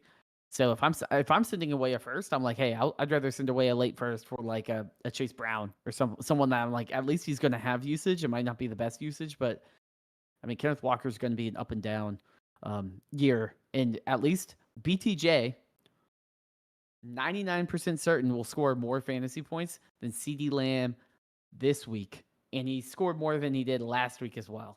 So I'm not necessarily saying like this is what I tried to do with a player like BTJ. Yeah, when you turn it into like the difference between BTJ and CeeDee Lamb being Dart and a late first for Kenneth Walker, it gets sketchy. Like I like Kenneth Walker, but I don't know if that's the price I would want to pay to fix my RB2 position. So that's why I was really trying to find a third piece to make me feel better about the deal. I mean, it's also go ahead. Well, yeah, I was just gonna say too. It's also not like CeeDee Lamb just crushed and is healthy. It's like he's out for 4 weeks. So I'm like I'd rather just have BTJ that at least he'll score even if it's bad. I can at least start him. And you could probably trade Dart straight up for a decent running back. I mean, Dart for Chuba, cool. Like, yeah, I mean, I would Dart for Swift plus. I think worst case scenario, I would find a cheaper way to turn Dart into Kenneth Walker versus like moving the first and doing the BTJ CD swap. Just because it feels like that's taking a huge part of the value chunk out of this deal. Will, what's up, Harrison? What's your second favorite beer? Okay, the answer to this question, I know I'm gonna get some flack for. Oh boy, I'm not a beer guy. I never like pushed myself to try to like beer. Okay, let me finish. And to me, when I go out and I'm at a place where like I would order a beer or I'd go out drinking or something, I just don't want to pay the price it would cost to keep trying beers at places when I can just get my sweet, tasting good girly drink. That is the same price and I know I like it. The same effect. Will loves a good espresso martini. I do. I feel like I could get some Becca support in here. Becca definitely loves an espresso martini. She might be asleep or watching Dancing with the Stars at this point. Are you a beer guy? You got a favorite beer or second favorite beer? I mean, I enjoy our local brewery called Triple C in Charlotte, and they have a rainbow sherbet, and it tastes like ice cream or something. I mean, it's just so good. That's the best brewery in Charlotte. A rainbow sherbet beer. Do you think a non-beer guy would like it? I don't know if it's a little bit more like soury, but they also have some very good normal beers and IPAs and porters, which I also enjoy. But that one was just like such an interesting flavor as a beer. So nothing's better than sitting at a picnic table out there. Yo, what is up? Shout out Super Nintendo. If this is the Super Nintendo, we just made this was the other side of the Gadsden deal. If it's not the Super Nintendo on the other side of the Gadsden deal, still, what is up? Super Nintendo fan. And a 12-team Superflex, PPR, Superflex 10 and Premium, Mahomes, Golden, and Benson, or JJ McCarthy and Lamb. Mahomes, Golden, Benson. Titan Premium, Superflex. I kind of am leaning the Lamb side. I kind of am too. Yeah, JJ. Like I don't the feel JJ like part of the deal is downgrade. such a weird like question mark aspect. But I think you're only doing this deal and getting the Lamb side if you feel good enough to take on the JJ experience. So that makes me want to go with the Lamb side. Like if you're moving Mahomes for JJ. And you feel like you're in a decent place to do that, then yeah, I'm taking that side with Lamb. Yeah, and I mean, you can always just be like, hey, JJ McCarthy for Geno in a second or what, Geno and whatever. If you're like, I just need production. But to me, I'm like, the lockdown a share of Lamb, and I'm tossing in a Benson, who might be the bell cow next year. We don't know what's going on with Connor. But it's a lot of question marks. I don't ever truly think Golden's going to have enough volume to be a locked in guy that we're saying in the same breath as Lamb. Mhm. And then Mahomes has been Mahomes for a while, and that team is regressing on the offensive side. So I'm not super excited that we're going to see a decent enough Mahomes fantasy wise for at least this year, but probably next year as well. Yeah, we're hopefully getting Worthy back, getting Rice back as well, and we're starting to see some of the Mahomes effort running stuff. But yeah, I think the thing for me that is the big part of this deal is worst case scenario. Let's say Kevin O'Connell comes out next week and is like, "Hey guys, we reviewed the tape. JJ McCarthy sucks, and we are going to bench him forever, and he is never going to be a starting quarterback in the NFL." I think you can turn Lamb into down tier quarterback plus receiver where you're not like disgusted that you made this deal. So I think this is a totally worthwhile bet for JJ and Lamb. Yeah. I will say I think we have a fab question. Is it this was back when I was sounding like a robot, right? I'm good now? I think so. Okay. Yeah. Good. I wanted to make sure we hit it. Trey Tucker. Oh, what's up, Darren? Are you buying the hype? Are you significantly investing fab in Trey Tucker? Okay, I'm not buying the 3 touchdown hype. But what is he the wide receiver 1 right now? No, he's like wide receiver 3 though. Yeah. All right, here's the Trey Tucker thing, and for receivers like Trey Tucker, I actually think this is like a pretty good. I think there was a bet that maybe this would be the Thornton stuff. Mm-hmm. Yeah, we see 3 for 12, 2 for 54. I think a lot more weeks are gonna look spike weeks are gonna look like that. 2 for 54, like 3 for 60 and a touchdown. This Raiders team cannot. I mean, they will. I think Jetty is going to be getting like 16 to 18 to 20 carries a game. They cannot effectively run the ball. They're letting Geno just sling this thing, and I think they're going to be behind a lot. To me, I am not dropping significant fab on Trey Tucker unless I am planning on starting him, and I'm just eating the spike weeks, and I'm just pretending he's Jameson Williams. So if he's just going to sit on my bench and I have like strong enough receivers outside of him and I'm never going to play him even in bye weeks, I'm probably not doing it. Yeah. What are your thoughts? And I'm going to take this player age off the screen because he's not 29 years I mean, old. I'll be 100% honest. I'm gonna swerve a little bit. I think his usage isn't like, obviously his usage last week was incredible. Yeah. But I do think he is worthwhile. With the bye weeks and injuries that have happened, he is someone that I feel much more confident starting over a lot of these other guys.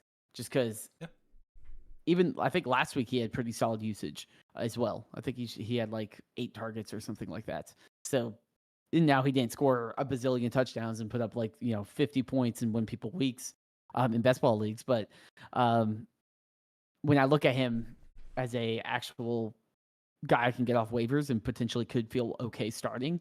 I mean, you're talking guys that are like Hollywood Brown and Hunter Renfrow. Like, those are the guys we were talking about one, and I feel way better starting a Trey Tucker over those guys. Yeah, it's definitely waiver wire specific. I mean, Dynasty waiver wires can be pretty. I'm not spending all my fab, but but yeah, no, I think everyone needs. I agree that everyone needs to be making a claim for Trey Tucker if he is on waivers. He's rostered in a lot of my leagues, so I'm not having to deal with this combo. But yeah, I think, I mean, anytime you get a 8 for 145 and 3 touchdowns, like, it's probably going to take 3 or 4 weeks before you can, like, the Trey Tucker has hit the trade block even gets a response. I don't think that's happening right now with what we're seeing across leagues.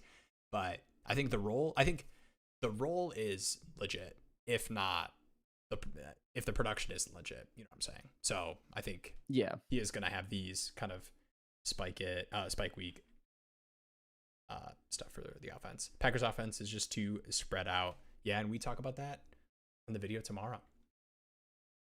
Spoiler alert. That's true. Nice plug. You know what I thought about? Remember when we were 2.5 hours plug and unplug, like the Wi-Fi router. Like the Wi-Fi router, like the USB on my mic.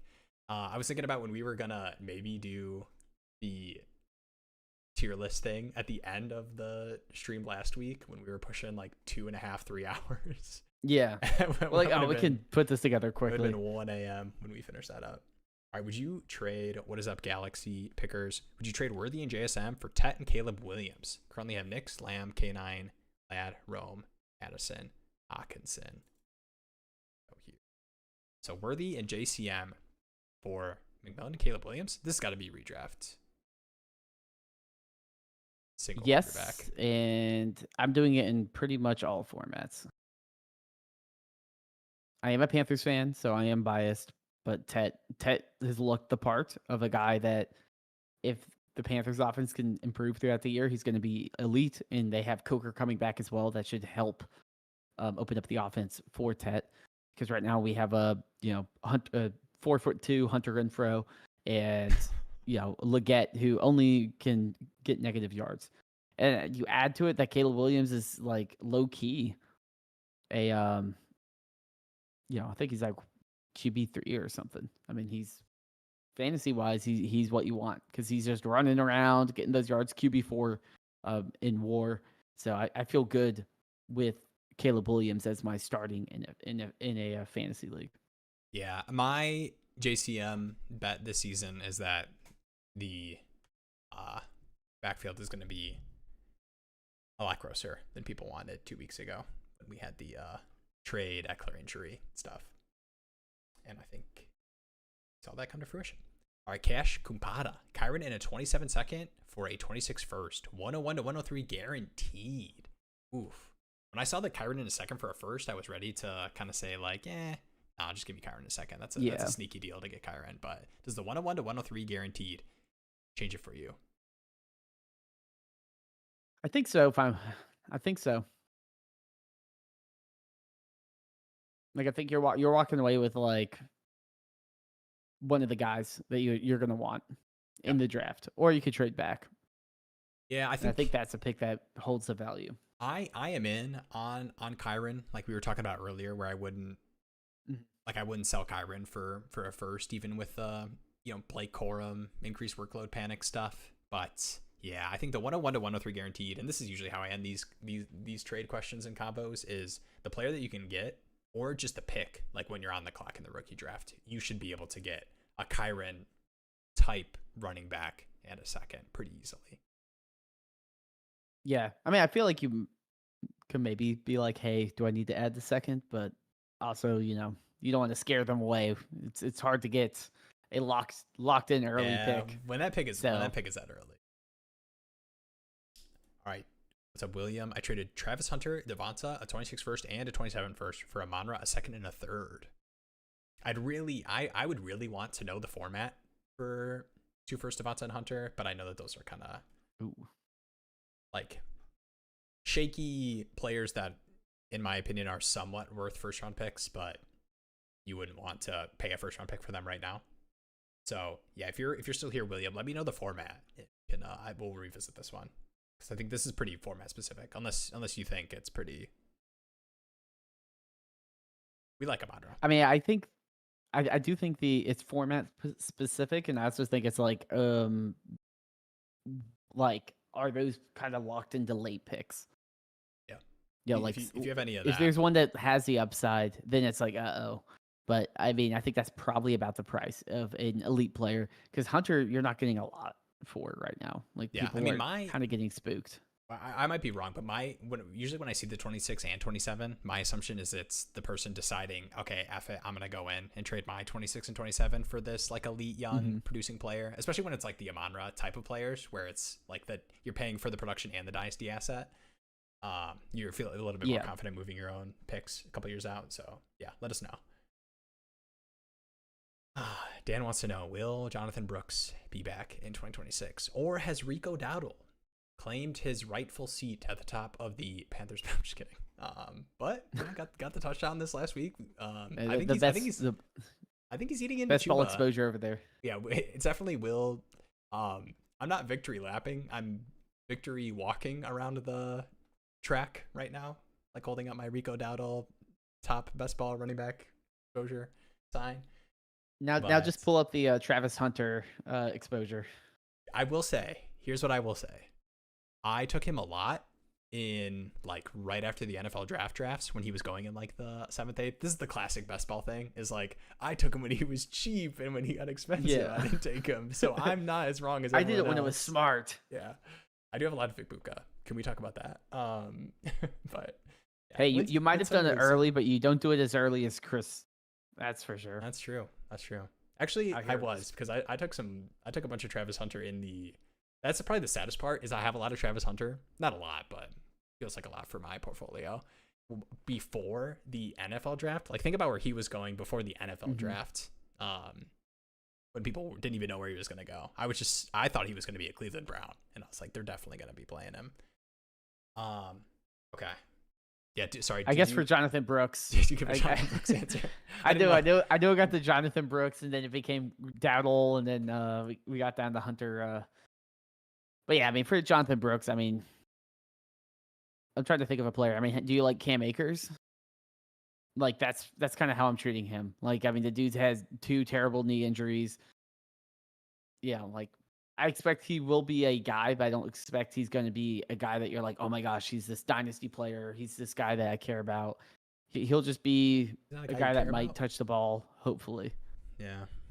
I mean, I care about him as a person, but I mean, I'm not going to be like, oh, I think that the Chuba extension as well. I mean, obviously taking a running back in the draft, even if you don't expect much from Trevor Etienne, I think these are all signs of not expecting Jonathan Brooks to matter anytime soon. R.I.P. Jonathan Brooks. All right, I've got a super bare bone squad, mostly picks, 11 picks in 26, 1 first, top 3 guaranteed, and 11 in 27, 3 firsts. Do you think the lack of a huge prospect in 26 right now should prompt me stacking more in 27?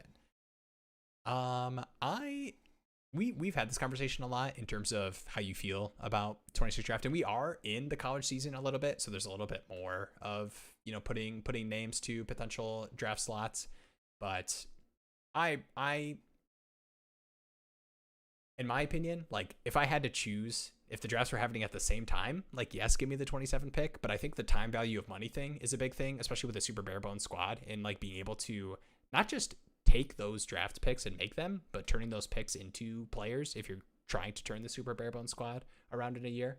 Does the super bare bones squad aspect make you more willing to lean into 2027 and have it be a 2-year thing?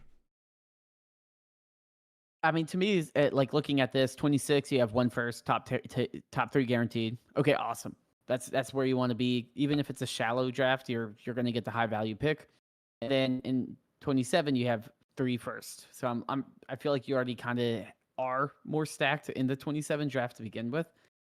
I think you just keep doing what you're doing, trying to find value, right? If people start getting scared about 26 picks, go ahead and take those. Because, I mean, the amount of times that people will say this is a weak class, and then all of a sudden, I mean, it was like last year with BTJ and all that. Like everyone's like that is like kind of weak, and it turned out to be elite. Like everyone's like it's a top 4, and then everyone else is kind of meh. And it's like, wait a minute, all these guys are actually good. We're gonna see. You see that every other year. Everyone's like, oh, it's a bad class. Some of these guys are gonna hit, some of them aren't. And 2, I think top see of with that, like Buka. Yeah, for sure. Yeah, go ahead. No, I was just going to say on top of that, like regardless of how you feel about names, like obviously the biggest names that everybody knows feel like they're in 2027. But I'll tell you what, NFL draft time comes around, there will be offensive skill position players and quarterbacks drafted in the first round of the NFL draft. And regardless of how people felt about prospects, there will be positive, you know what, actually this guy's a stud. Okay, like Ibuka type feeling, we've got McMillan going early, and 2, like things change, man. Like remember when Golden was going to be taken ahead of McMillan, leading into the NFL draft? That was like a big conversation point. So I think at the end of the day, nobody knows anything. And I think, nobody knows anything. And the most important data point is when teams actually draft players. And once you get that, then you can feel good. Like if you go through the draft and it's like, there's no first round quarterbacks, there's 1 wide receiver, and there's only 1 day 2 running back. Then it's like, like this might be a bad class. Yeah. But realistically, it's not going to be that way. We're going to have a bunch of wide receivers people like. We're going to have a bunch of running backs people like. And we still, even though the quarterbacks have been underwhelming, we still have a ton of potential quarterbacks that people are going to invest in. And so that those guys are going to be valuable as well. It's not like the Malik Willis here where it's like nobody, we're going to have people taking Sellers and Nussmeier and Carson Beck, and all those guys are going to be taken. They just might be Cam Ward level prospects, not Jaden Daniels and Caleb Williams. All right. Legendary Will Sanders FF tweet. Malik Willis. I saw that smile. I was like, I know you're scheming something. Anytime the Malik Willis comes up, I have to call myself out. I believe the tweet was, my brain says Hutchinson, but my heart says Malik Willis, I believe was the tweet, which is so funny right now. But man, I think the whole, like, it was probably related to like Lamar Jackson panning out, but Liberty is much different than Louisville. We can all say and agree with that. Yeah, sweet. I mean, Malik Willis has made a decent career for himself, being a backup. But yeah, running quarterbacks are fun. That's definitely a fantasy receipt. you know that's going to be a fantasy receipt one day. I think it being Aiden Hutchinson on the other side helps me out where I'm not showing up on the fantasy.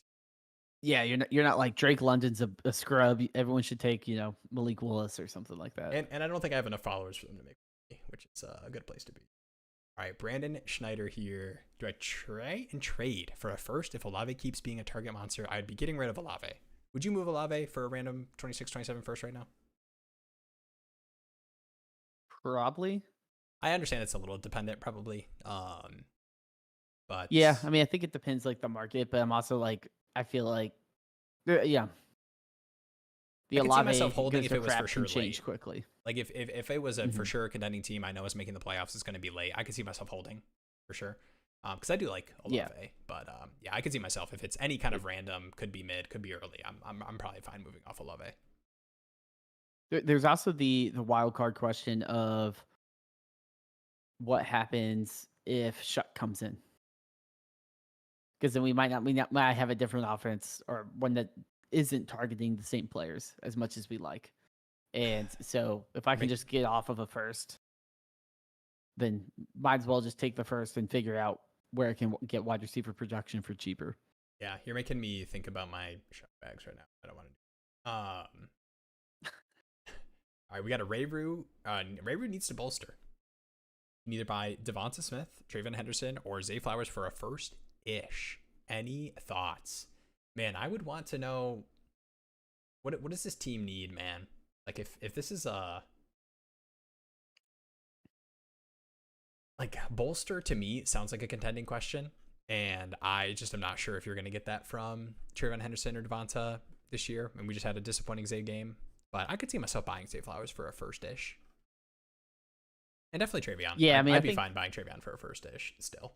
Yeah, I think I'd do all of it. And just, I mean, Travion would be the one I'd want the most-ish, if I could, because I just feel like the story can change quickly, and the way we saw it, we'll talk about in the 35-minute conversation tomorrow. But, I mean, Henderson's the only one that can, like, reliably hold on to the ball.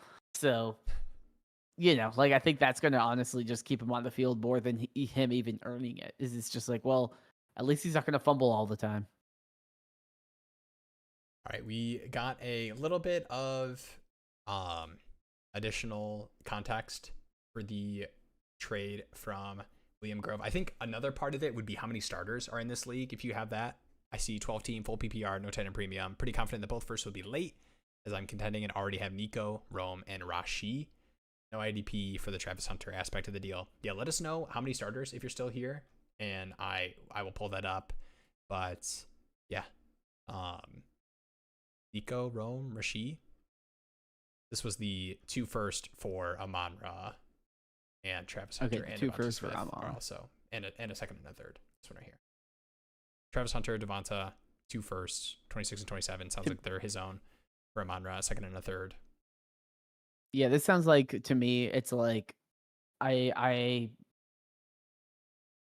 made a very nice meal, and I want to have a nice plate to put it on, type of thing, right? Like you can overpay a little bit because you do have a pretty loaded team. If it backfires a little bit, oh well, you still have a lot of players that you can move back to get picks and all of that. So it's not like you're sitting there with nothing. But it is, you are certainly paying up for a player like that. Yeah. Rayru, give me a desperate QB price to pay for a Burrowless owner without their first. Is a second for Rodgers too much? My quick response is always, what's the Browning price, especially after this like terrible Vikings game? Just because those quarterbacks that are for sure throughout the end of the season, like when it's like a Burrow injury and you know you need a quarterback for the rest of the season, because the Browning price could be, give me $100 FAP, and I'd much rather do that than a second for Rodgers. So I always check on like the Browning types, like Wentz and like the Tyrod Taylors and stuff of the world are sketchier. Obviously, you're expecting they're flash in the pan, right? Like it's like 2-3 weeks at most. But yeah, when you know it's the full season, I'm always checking on Browning. Let's say we'll give an answer to this question. Here we go. Browning owner. Dang, Browning owner has me over a barrel. What's a first? Oh my god, that is crazy. All right, that's someone disgusting. where you send them a Dynasty Daddy link and you're like, "What are you smoking, man?" Like no, this is when the you dude scored 6 points last week. This is when you sell him your quarterback for his entire roster, or send that trade offer and say, "All right, now be reasonable for your quarterback that's only going to start for the rest of the season." It's insane. I will say I did see a r/Bengals post that got recommended to me, and it was before the game, and it was like this could be Jake Browning's Tom Brady, Drew Bledsoe moment, and then it was like 30 minutes later edited. Never mind. But yeah, I do think the hype. I mean, I was spewing it some as well, but we also got to admit. I mean, Vikings defense is very hard. I don't expect him to put up absolute stinkers every week. Yeah. We saw him put up 20 points against the Jags. So, I mean, he's certainly not worth a first. You could, like a 2/3 or something. But I mean, finding the cheap guys, finding the Rattlers, right? You could probably get Rattler for cheap as well. Just try to get someone super cheap that has the chance to start all year. Yeah, like the Rodgers for a third. Like in the most desperate of desperate situations, I could see myself doing these kind of moves. I'd probably try to find a more creative way to do it, where it's like you find a team that has like the third or fourth quarterback that really doesn't need it, and see the one part of their lineup, like, okay, they're worst at tight end. Can you give them, Juwan Johnson, and you get Rodgers and a pick back, and like that's a deal that excites them because they don't even need the quarterback. Yeah. This goes back to the college stuff. I feel like I'm definitely in a few months learning about guys like Tyson and Love. Yeah, the college stuff is always fun too because, yeah, I mean, we always do it when we talked about like Jaden Daniels. Like he wasn't even in NFL draft conversations heading into that season, like after leaving ASU. We have what's that guy, the Oklahoma guy that got injured today, but the Monte, he's also eligible. So I mean, the hype will grow for a lot of these college players. And if you're locked into a top 3 pick, like don't sweat it. You're gonna have a valuable player. Yeah, Monte. Everyone join the Discord. Good call. True. Link in the description. I will also say, so obviously, Discord, join that. But if you go to the Dynasty Daddy homepage, there will be a link there as well. Oh, yep. Yeah, you can. And also, there's I recently added a new button to that section where it will install Dynasty Daddy as an app if your device supports it. So you can download it as like a standalone application on your computer, on your Android phone. We're still iOS hates me or hates PWAs and will not support those. So that's a little bit different. But if you want an easier way to access Dynasty Daddy, you can download it as a standalone application on your device. Heck yeah. Shuck is fried. Yeah, here's the only, for all the Shuck bag holders, and bag holders in the sense of you took them at the end of the second and feel like you wish you had any of these other interesting players or early third. I will say my thing with Shuck was always if it was a tie in terms of where the quarterbacks are at and how they can perform in the offense, it was always going to go to Rattler because you can't start with Shuck, bench him, go to Rattler, and then like bring him back. Like in terms of like that just never happens with rookie quarterbacks where if there's a veteran incumbent, which sounds funny talking about Spencer Rattler as the veteran incumbent, but relatively. So that's the only hope, I think, as a Shuck fan, is that this team is not making the playoffs, and he shows something at the end of that season, but I'm not expecting anything. I mean, low key, I think too. Rattler hasn't been terrible. Yeah, true. Like that's. I'm like, And if I was him, I'm like, I don't. I'm like, I don't think Rattler's the reason they're really losing games. What a W. That's kind of. Sorry, not Spencer Rattler. What a W. Yeah, well, Rattler's never gotten a W, but yeah, no, the app is fun. And technically, it's existed for a little bit, but I was like, most people don't know how to install. They're called progressive web apps, PWAs, but most people don't know how to install it. The browser will sometimes prompt you to install it, but I was like, I should make it more clear so people can pull it down and all that. So that's also, not having you to have to go into your browser, search Dynasty Daddy. It's like easier to boot up everything and check all your leagues and all that. I will say, my main league. Sorry, Jeremy will say something. Go ahead, Jeremy. Sorry. Oh no, it's good. Tristan, shouts Tristan, one of my good friends. This is a take that he has always. We both got into dynasties at similar times. Yeah. This is a take he always spews. So I'm curious what your thoughts are. But he is a big do not buy wide receivers with credit guy. That being said, he did buy Justin Jefferson, sending away 2 first-round picks. So it might be a little bit of a there's not an absolute. I think I can kind of understand. So I mean, I think you have to buy those ranges of receivers with picks unless you're coming with crazy assets cross positionally. I feel like anytime I see those kind of moves, it's like they're multiple picks and an interesting player. Yeah. So I understand never buy the I mean, you would be making out pretty well if you never bought the Devonta Smith range with first round picks and stuff, just in terms of production you can get similarly elsewhere. So I kind of see the vision. I kind of get it. It depends on what kind of credit. Like if I can buy it for a second in a player, if that's considered credit, I disagree. But if it's the credit is a first, I get it. Yeah, no, I do agree with that. I mean, I think, and I do think seconds and third. It's all about the asset class, right? Like a second and a third is never going to reach the value of a first round pick, and those first round picks are super valuable. And I'm not going to sit there and burn them on, I mean, dare I say someone like a QJ even. I mean, he's getting steamed up, and some people are doing it, but a QJ, a JCM, if I'm moving a first, I'm always looking for a tier up situation. I'm not trying to break it into 5 different players, unless if I'm in a 16 teams, 12 or something crazy where it's, all the random players provide value. Yeah.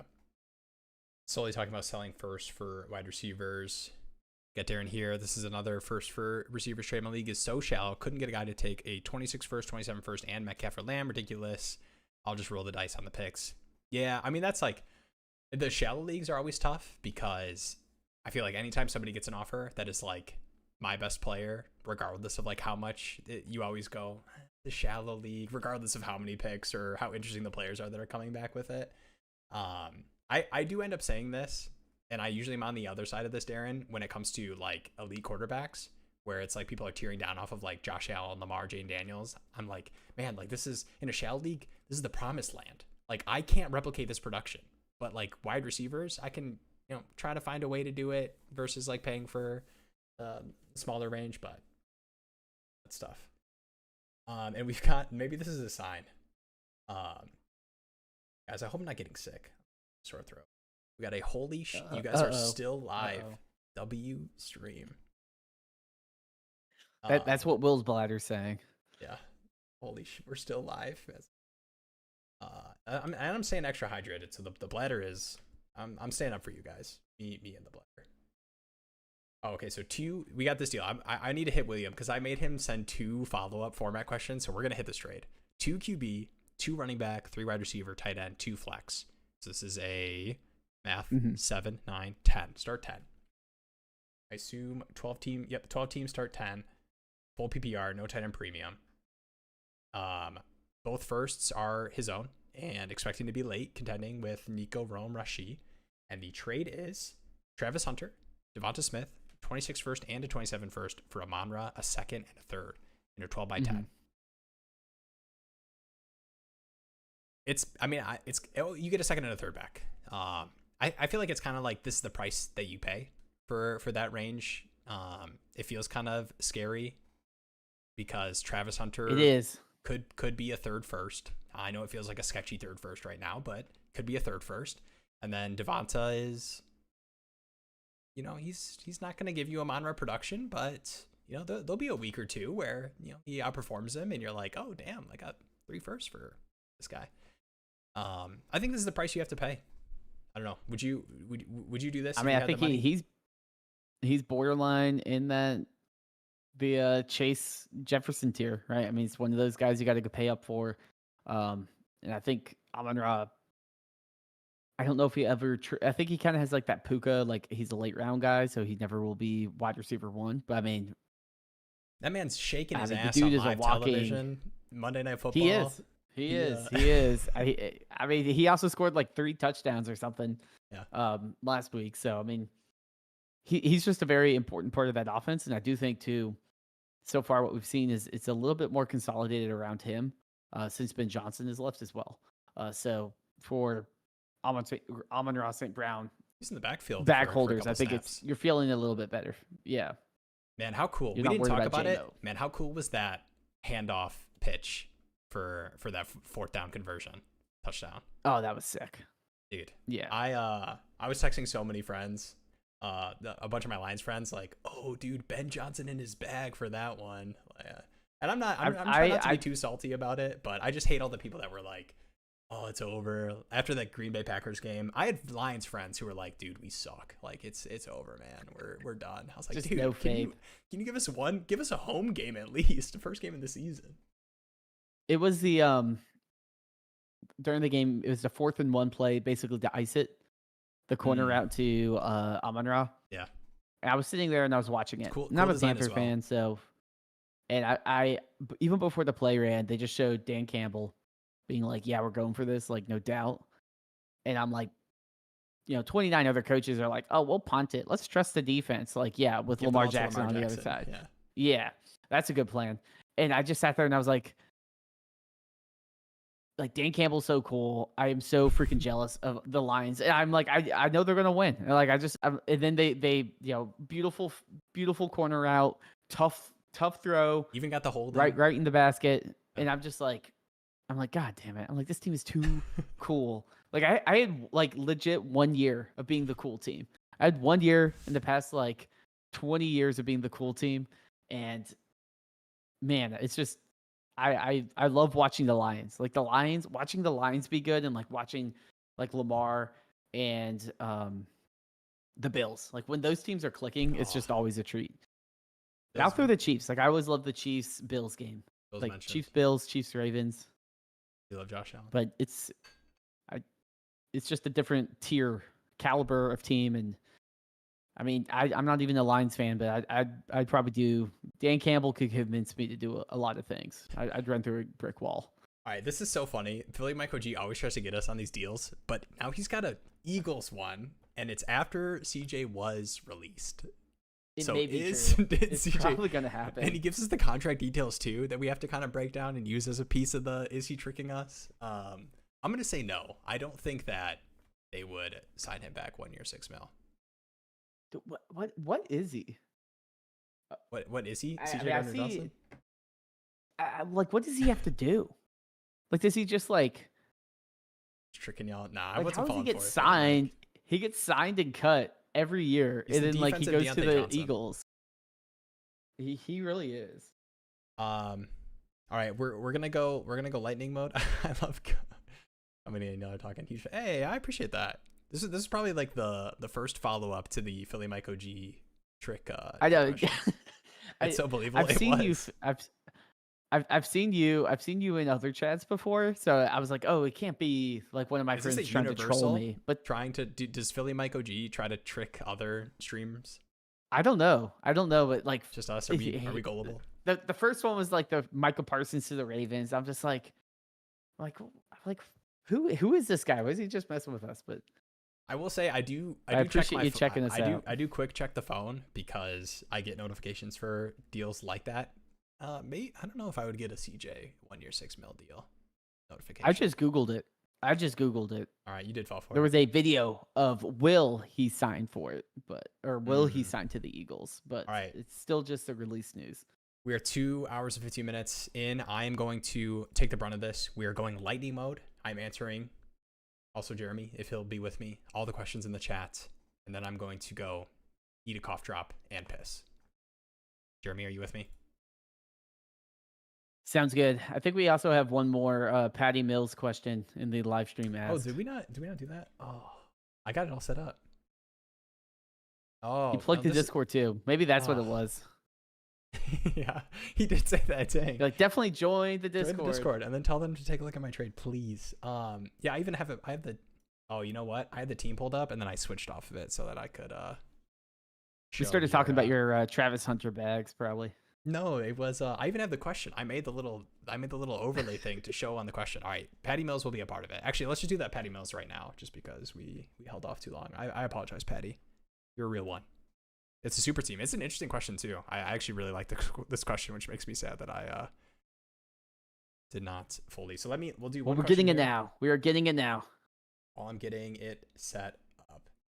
Okay, now I'm kind of lost. All right, let's do. I just got this one here. It's the first one that came to my mind. What's up, Benny? I traded for Jefferson, Fannin, and a 27 second for AJ Brown, DK Metcalf, and my 26-1 back. So this is Jefferson, Fannin, and a 27 second, or AJ Brown, DK Metcalf, and the 27-6 first returned.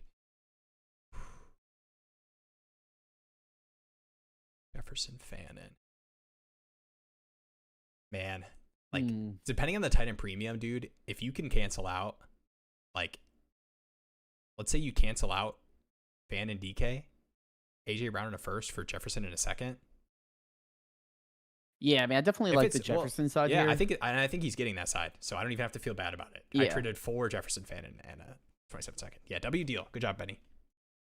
I mean, that's a great deal, especially after week 1. You said that was after AJ's week 1 performance, and you're still able to get good value for AJ Brown.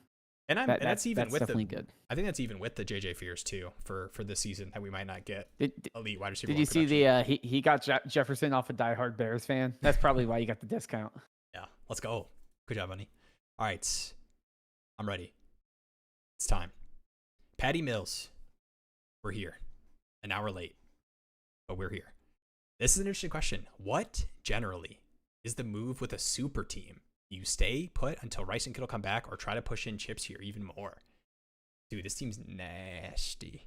Lamar, Jane Daniels. This is a good question. This is a fun team too, because I think there are some pieces that you saw become like decent contending hits.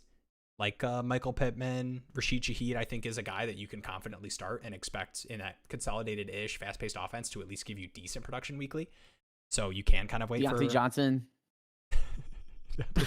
Oh gosh. All right. And I love all these quarterbacks for the most part.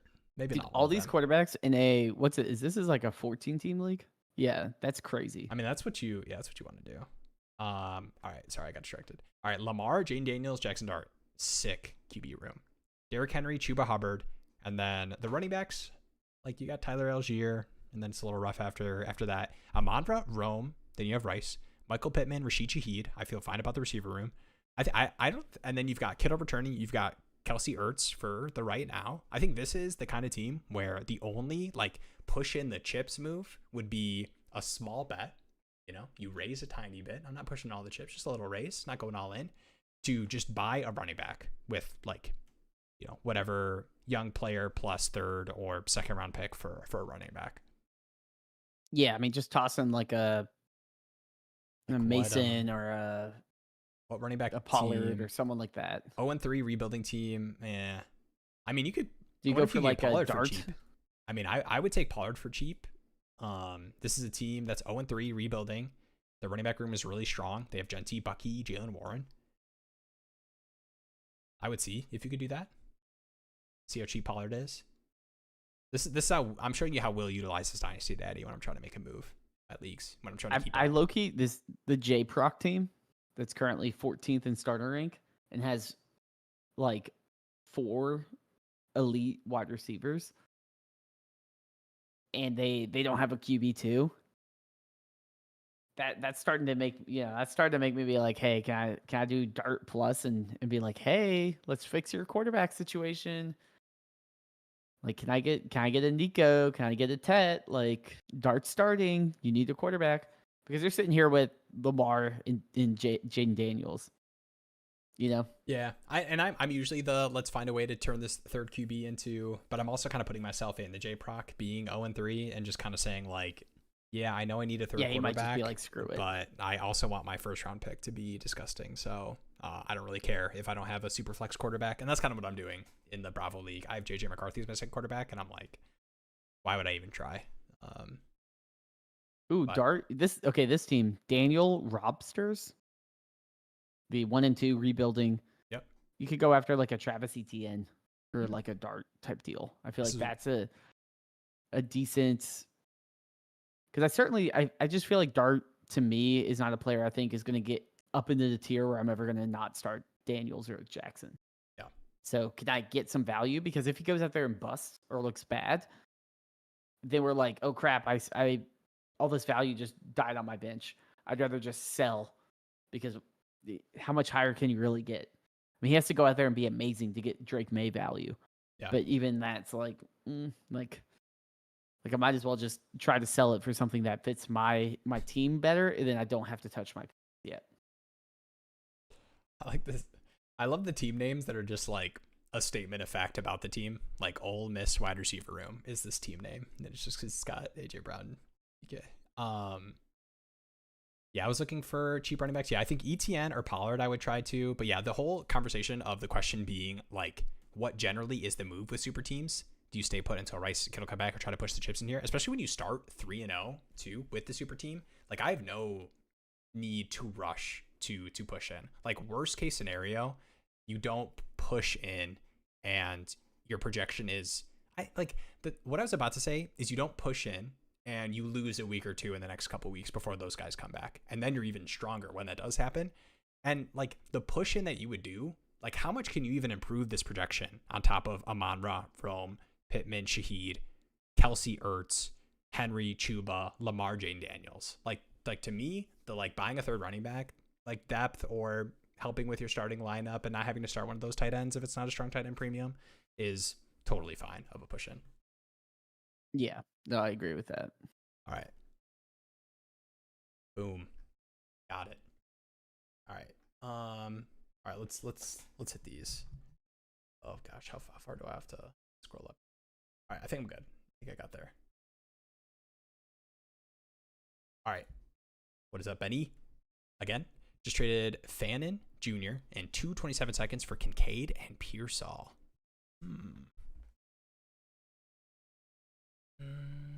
Depending on the tight end premium, I would really want to know that. I probably, and I'm kind of a Fannin guy, so I'm probably not the right person to ask this question to. I'm probably taking the Fannin 2-second side. I know we've gotten some big games from Pearsall, but it's been obviously no Ayuk, and Juwan Jennings has been out. And we saw the one Juwan Jennings game. He kind of not dominated, but definitely had the target share nod. I'm probably taking the Fannin in 2 seconds, but I don't think it's terrible, depending on the tight end premium. Yeah, I mean, I think it's fair value, but I also think the Bills kind of been smashing off. Their Bills offense is kind of like the Packers in that they don't really have a consolidated wide receiver or receiving threat. And the snaps haven't been like totally much better. Kincaid. Yeah, like it could totally be Kincaid just disappears in terms of scoring touchdowns and being that guy that he's been through the first couple of weeks. Yeah, like I think my Kincaid thing is, and players are allowed to like get better, and he can just be better and healthier. I know there's been some injury stuff with him, so like maybe even if the route snap stuff isn't improved from the past couple seasons, like he just is better and makes more sense in this offense. But yeah, to me, I'm kind of a Fannin guy, and I think the ceiling for Fannin, not necessarily like he's gonna smash Kincaid the rest of the season, but the just the like upside ceiling of like if Fandon next week, if both of these guys have like 7 for 100 games, which one are you easily getting a first for? You know? Yeah. All right. I'd rather the fan side, but that's just me. Yeah. I don't think it's terrible. Maybe I'm too paranoid, but I got convinced into taking him by a league mate. I think Radler has looked good enough that trading him, which I did, was the better move. That's the Shuck conversation. Yeah, I get that. Oh, yeah, the Shuck. All right, Lad or Brees and a 26 mid first. I think it's pretty fair. I think it's pretty fair Lad price. I'd probably take Brees in the mid first, even though I like Lad. Yeah, no, I think that's good value, especially with like Lad's usage, like not being a runaway smash that everyone was kind of hoping he would be. Yeah. It's hard to pass up a very solid, productive player and a first.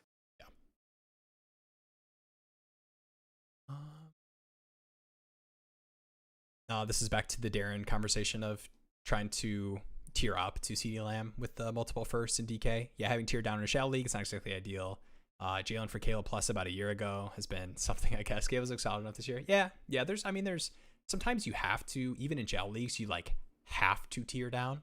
But yeah, most cases, especially those promised land quarterbacks that I was talking about in shallow leagues, especially, it's very hard for me to tier down unless I really, really need to, because I almost had to. I took Deshaun Watson in a startup in a shallow league in the 3rd round when he was suspended. Will was going to do a 1-year punt with a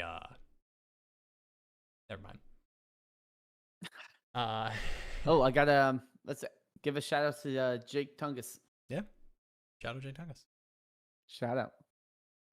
Here we go. We got the Dart coming up. Let's get the Dart thoughts out. What are the thoughts on Dart? I got him with an early 22nd in my rookie draft. I got offers today for 26 first. Ooh, I will say I had the 201 in a draft right before the start of the season, my last rookie draft, and I took Quinshaw Judkins over Dart. That was who I was choosing between, and I really was debating because I do kind of like the early second bet for a superflex quarterback, but it was a shallow league, and I think running back hits matter more than quarterbacks. Yeah, I mean, I think it depends on. It does depend. On the settings and stuff, but I don't blame you just cashing out. I don't think you should be able to get Dart for anything other than like pure pick wise, like your Dart for a second when he's about to make his first start, like is not happening in leagues. So it would have to be a first. I think it's a fine cash out price, but I'm fine making the bet if you think it's going to be a late first. It is kind of like just a re-roll on something where it's like we knew Dart was going to start. He was a first round pick. Like you probably took him with a late first or early second. Yeah. I'm Dart, like, okay. Like, I mean, it's just a re-roll. Yeah. Like if Dart with the same situation, like reports came out and it was like, yep, Dayball was like, yep, week 4 is our plan, start of the season. Like we were hearing this in the offseason. He would be going at the end of the first instead of the early second, like we saw, I think. This is how Dynasty brains work. I'm a Ravens fan, so that game was brutal to watch, but Dan Campbell is a dog. Yeah, that was an awesome game. That was just a fun watch, man. And the Hutchinson punch out. I don't know if you saw it. You probably didn't see. I definitely am watching more Detroit Lions media than everyone else in the stream right now. But they were like showing Hutchinson his punch out, and he said that was like the first time he's done that in a game. Like have a real, true, like truly punching the ball. That was on Henry, right? Yeah, it was pretty sick to have Derrick Henry. And I'm not worried about the fumble stuff with Henry. That was just an awesome play by an awesome player. Okay, I'm gonna skip past the CJ Gardner stuff for my throat's sake. This is a good question. Are we selling? What's up, Xavier? Are we selling AJ Brown on a contender or selling? Or if we're selling, then for what? Yeah, I put AJ Brown on the trade block in our Dynasty Demon Time League. I wasn't expecting notification. I wasn't expecting to get any offers, but I tried to pair him with some other contending assets because I think, maybe a team would be, Javonte, AJ Brown for something interesting. But yeah, I mean, if you're selling, would you sell AJ Brown for a first right now? If I'm a contender, probably not. Yeah, I would sell him for like a first and a second, though. Yeah, I think I could see you getting that still off of this last week. I'm not like terrified. Like I'm like, oh, let me get out of my AJ Brown right now. Like that week was such a anomaly, but I do think we're going to see more weeks like week 1 and 2 than week 3. Yeah, I mean, I think it's like a first plus a piece. I see a lot of like first plus JMO, a first and a second. He is the most traded player in fantasy football right now. So yeah, there's a lot of people nervous about him. But yeah, I do feel like a first is still a little bit low because he will still provide high upside weeks, and you know this team could change. Yeah, I mean it's not like he's bad. It's just the offense. He had like 3 or 4 just grown man reception, like huge first down conversion plays in that game. Like dude, just is. It was I remember I think I texted my friend has AJ Brown in our home dynasty league, and he's been bitching. Pardon my French, constantly about him, and he's been down bad. He has been down bad. Well. That's what I should have said. He's been down bad. But I texted him after like I think the first big AJ Brown play was like a long third down reception or something, and I was like, man, this Arthur Brown guy's pretty good. Like, yeah, they should throw him the ball more. Is he like a rookie or something? I will say shout outs to Brian Thomas Jr. and AJ Brown. They are separated. They're the 2 most traded players, and they're separated by 1 single trade. Wow. Somebody trade for my AJ Brown right now. Is AJ Brown AJ Brown for BTJ? I assume the BTJ is more traded, or is it? I don't know why I'm assuming one trade off. Which one is more traded by? That's my guess. No, it's AJ Brown's more traded. Idiot.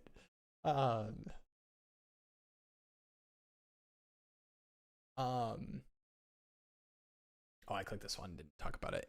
What's up, Pure Flight? Just traded Judkins and Hunter Henry for McBride. Thoughts? I have Gibbs and Achane. Yeah, I mean I like Judkins too, but in any tight end premium, I think Trey McBride is kind of falling in the even and not tight end premium. Like he's a tight end that matters, even though that position doesn't matter.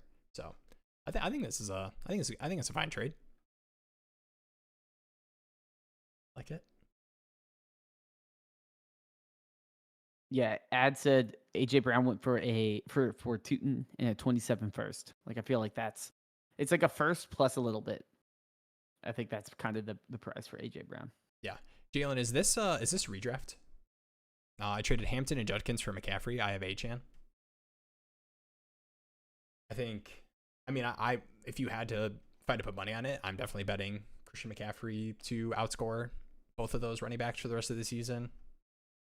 So I'm assuming it's a redraft conversation, but yeah, I think the run out for Hampton is awesome, and the workload we saw for Judkins the first 2 weeks with limited practice has been awesome. Keenan, I'm excited about all 3 of those players. Wide receiver 1 for Chargers rest of the season. Keenan or QJ? All right, I think it might be QJ, man. I think it's QJ. QJ's looked. I think here's the boring will take. Here's the lad bag defender will take. I think that the 3-week sample size looks obviously. We've gotten the touchdowns for QJ and Keenan. I think if Lad has found the end zone once or twice, the conversation's a lot different between these 3. Not a lot different, but at least the Lad defenders aren't head down depressed. So I still believe enough, and I know there's a lot of stuff too. I think in this Denver game specifically, that there was a lot of like press coverage stuff on Lad that was really like messing up a lot of the routes. And when any of that stuff happens, Herbert is so good that he is just. And I mean, Keenan and QJ are playing really well too. And I think QJ was winning. There was some like huge wins on Surtain, which is kind of like my last. Okay, QJ is actually a good wide receiver. Fine, I'll admit it. I think too, like you adding Keenan and Lad fit a similar type of role in the offense. QJ is like, it's kind of like the like JMO type of player for the Lions, but instead you have Lad and Keenan who are playing the Amon-Ra role, but there's 2 of them, so it's like okay, like it's hard for me to trust Lad when Keenan is out there to the extent of like me being like, I'd just rather take the other guy that's getting serious usage and getting those huge plays. I mean, QJ looks like he's taking a huge step forward, just in general. Like, I mean, like you said, he was doing well against Surtain, and I mean, to me, it's crazy that we're in a world where QJ and Keenan both have hit for the Chargers. You know what the answer is right now? If this Chargers pass rate keeps up, it's all of them. Like Lad might disappoint in terms of like the value and price that you had to pay, but there will be weeks where you're like, hell yeah, Lad is back. And then 2 weeks later, it's going to be like, no, it was always QJ. And I just think like that's just the nature of NFL football when you have a quarterback as talented as Justin Herbert. Like I think it's this offense is going to feel a little bit more, maybe not as much like the Bills. Like I think that's a little bit more spread out. I think the nice part has been it's pretty consolidated. Now we saw some, tight end production with Gadsden this last game on like 50% of the snaps, but I think it's still going to stay pretty consolidated with these 3 guys and Hampton, which is exciting. All right, I'm going to read this. I'm going to do this one. Can you let me know what the tight end premium is? This is Tyler Warren and a third for McMillan and Jameis Winston. So I think the tight end premium matters a lot in this trade. Trade Kelsey for Pollard. RB1 and 2 are Hampton and Scat. Yeah. Depending on unless the tight end premium is crazy, I'm doing that. I don't think Kelsey is going to give you difference making tight end production, and there's a decent chance this is last season. I know there's been some reports where he said like he feels good and maybe he'll play more, but I'm definitely willing to play Kelsey like it's his last season. We're also going to add Rice into that role, and Rice was kind of feasting on the Kelsey targets in the few games that he was there last year. All right, this is Will's throat and bladder's last stand, and I'm doing it for you, William. Just join the Discord. Look at what we do for people that join the Discord. If you're not in the Discord, link in the description. I don't know why I'm doing the like fake yell the thing. Bladder last stand when I'm talking about how like my throat's giving. But L Freaky and the boys here, he wants, this is a quick, can you rate my team and give me advice on how to improve? L Freaky and the boys, which I assume is Lamar, L Freaky and the boys, Jackson, which is a good start. It is. So let me. Okay. This team. So how do you improve this team? I mean, contender 2-1. Achan, Henry, Derrick Henry. Wait, Achan, JT, Derrick Henry. You got Lamar, Penix, Stafford, Jake Browning, Amon-Ra, Nico, Rome, Rice, Keenan, Moody. I mean, you still have like Hollywood Cup, like reasonable plays. Mark Andrews at tight end. Now, no picks in 26 or 27. So yeah, that's the biggest concern. Now no I will say picks, like, no first and no seconds either in either year. Which I have some teams that look like this where I've built such a strong dynasty asset competing team. Like, yes, 2 years from now, Henry might not be in your starting lineup, or maybe that will never happen. I take back what I said. But like when you have Amon-Ra, Nico, Rome, Rashi, Rice, and while you're waiting on Rice to come back, you're playing Keenan Allen every week, and you've got Falcons GOAT, Darnell Mooney waiting in the wings. Yeah, I mean, what excess can you move for seconds? Is what I would try to do. Yeah, and it would probably be the wide receiver position. Can I sell Mark Andrews? Or the tight end. Can I sell Keenan Allen? Like, because you're gonna have a Rice come back soon anyway. Like I can stub in a Hollywood Brown or Cooper Kupp for 2 weeks and miss out on the Keenan Allen upside just to sell him for one last pop. Yeah. Before he retires. Someone like, can I sell a Jake Browning? I have 4 quarterbacks. Can I sell a Browning? Can I sell a Stafford? Can I sell a Penix? Really, it's like, is there anything I can do to snag a 26 or 27 first? That's the biggest answer for me. Is because the lineup right now looks perfectly fine. I know. I think the only tough part about the first part is you probably would have to give one of these receivers to make that happen. And would you be willing to do that? Would be the biggest thing. Because I don't think you're going to get it done. So. I don't think you're going to want to do it with Achan and JT. I think those are just 2 backs you want to just hold out as a contender for sure. And then at the quarterback position, I don't think people are going to want to do the Penix conversation, and he's probably just a hold unless you think somebody will bite. And then the tight ends, I don't think Andrews even after this game carries first weight, so I think it would have to be, and you don't really have seconds to pair with these guys to try to make pushes for firsts. It probably would have to be one of these receivers. But I think excess for seconds, even if it's not a first, Because obviously everybody wants to get a first and nobody wants to move a first. Those are always tough deals unless you're willing to pay the price. So to me, it's like with all these receivers I have, can I move anyone? I mean, it'd be great if you could move Mooney and somebody else for a second. Just because you don't really need a Mooney type with this receiver. I try to move Penix to Plan Bijan. They don't have their first round pick in 26 or 27. They is a crazy name. They are 12th in quarterback ranking. They got Kyler, Anthony Richardson, Russell Wilson. So they're starting Carson Wentz. This is an interesting team.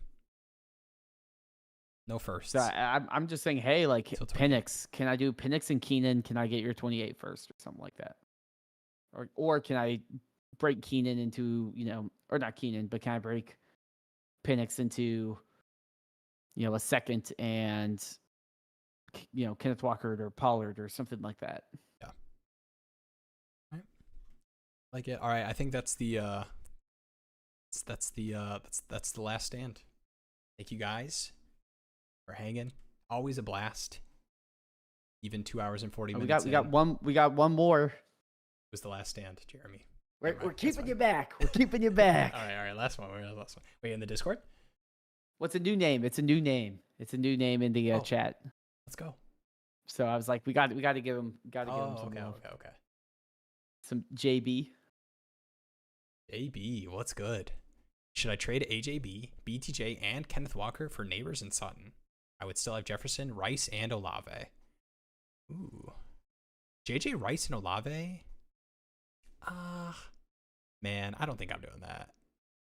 Are you? Are you worried about BTJ enough to do this? If it's shallow, I might consider it, but I'm okay. I would probably say. Like, I have enough guys. Like, I can sit with AJ Brown and BTJ not doing as well because I have Jefferson, I have Olave. Like, someone's gonna figure it out. It's also like Neighbors isn't like doing Puka stuff. It's. Yeah. And I think there's probably different ways for you to move some of these players than like pushing them all together to get Neighbors. Like, if you don't need Kenneth Walker and that's why you're adding him onto this deal to get Neighbors, like, what does the rest of your team look like? Like, what's your tight end position look like? Because you're pretty set at wide receiver. Jefferson, Rice, Olave, AJ Brown, BTJ. Like, you could take one of those receivers and Kenneth Walker if you don't need him, and that's why you're using him in this deal to, go up to Trey McBride or something if it's like a 0.5 tight end premium or something. I'd rather do that than do this deal. Yeah, no, I agree. Would you trade Igbuka straight up for BCJ?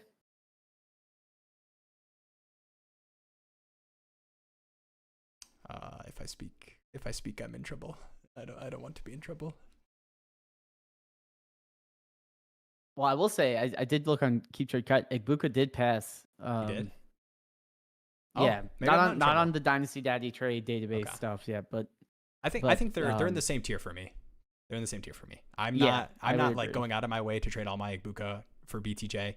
And I was earlier on the stream, I was talking about please send me Igbuka in a second for BTJ. So I'm definitely, I guess I'm late to the party too with where Igbuka's valued at for people. Damn, we're getting questions like hotcakes now. People are scared. All right. Should we do a Rome and 2 firsts for CeeDee? I don't think I'm taking that. That's probably too steep. No. You just make the Rome is close enough to CeeDee bet at that point. Would you do Rome in a single first? Anyway. Rome in a single first for CeeDee. Would you do that? Probably not.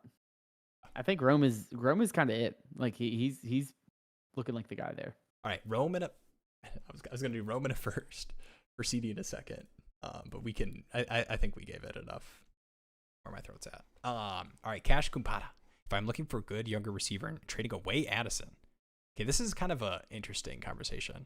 What else should I add on, and what names should I look to get? I think the tough thing about Addison is the flux of the Minnesota offense altogether. Like, I think he's a very hard receiver to move. I think you probably need to wait until you get a decent game, even if it's with Wentz. Because I don't know. I don't think people are wanting to trade for Addison right now and move away their younger receiver to tier down. Yeah, I mean, you have to get someone kind of gross. Like, no one's going to be like, oh, or you have to add a big enough plus, like a second plus something if you're trying to get into a player that's interesting. because it's just a stank of like, oh, he's out, and then he's going to come back and not be in a great offense. Like you're kind of hoping Carson Wentz is the guy there, or JJ McCarthy figures it out all of a sudden. Because if Jefferson isn't eating, like Addison's definitely not going to eat. Yeah. That's what I was leaning. I would appreciate it. I already have McBride. Oh, okay. I love that. But RBs are where I'm weaker. I'm rocking with Warren and Javante and Walker, but I've sent every offer for top RB and I can't get anyone. Technically, I have Travion and Tootin, but don't feel like mentioning at the moment. Yeah, I mean, this is kind of a perfect setup running back room for kind of waiting on those guys to like get their opportunities, where you're just able to plug in Jalen Warren, Javante Williams, Kenneth Walker until that happens. So, I mean, your team is sick, man. You got Trey McBride and those receivers and those running backs. Unless this is like insanely shallow. What's the QB situation looking like? All right, I don't know why I asked a follow-up question. Yeah, you're trying to push for 3 hours. I love Dynasty too much. I read off somebody's team. It sucks you back in. It does, and this is beautiful, man. And this is why I'm here.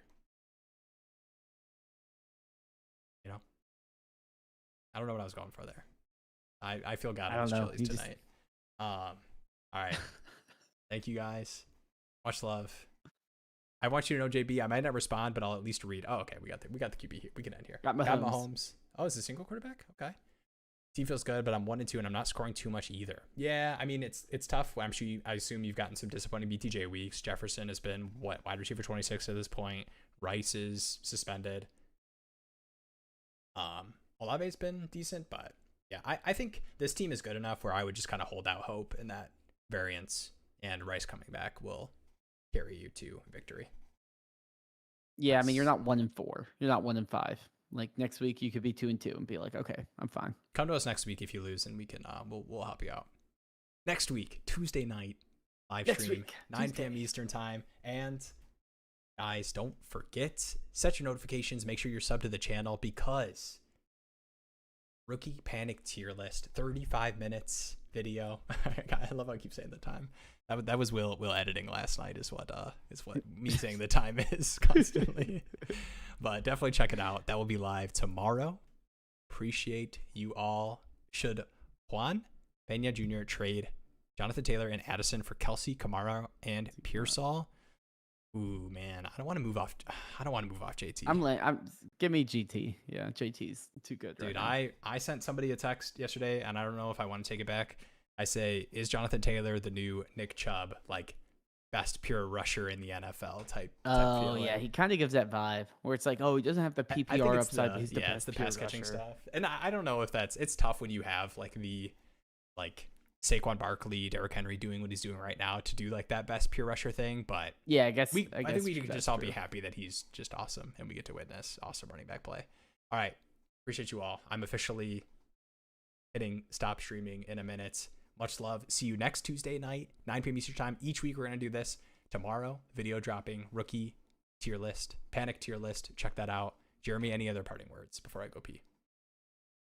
No, I appreciate y'all for sticking through, talking trades, popping off in the chat.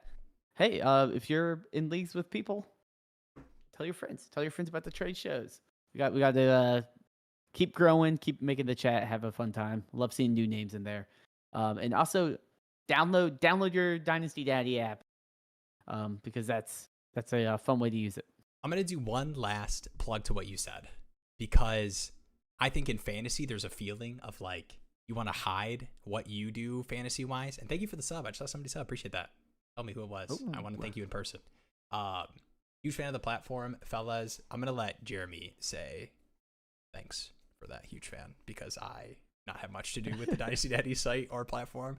But yeah, I'm here for the streams, here for the YouTube. But no, I wanted to say that I think we all can agree that Dynasty is more fun when everyone in your league like is with it. You know, I'm sure we've all played in leagues with people. You're like, dude, does this guy know how to Dynasty? Like, this guy should be making this move. It makes sense for his team. It makes sense for, he's tanking, but he's got Saquon and Derrick Henry and no quarterback in his super flex. What is he doing? Like, you want people to play Dynasty the right way. Makes the league more fun. It makes trading more fun. All right, I'm closing out. I have to stop at some point talking about Dynasty. Much love. Appreciate you all.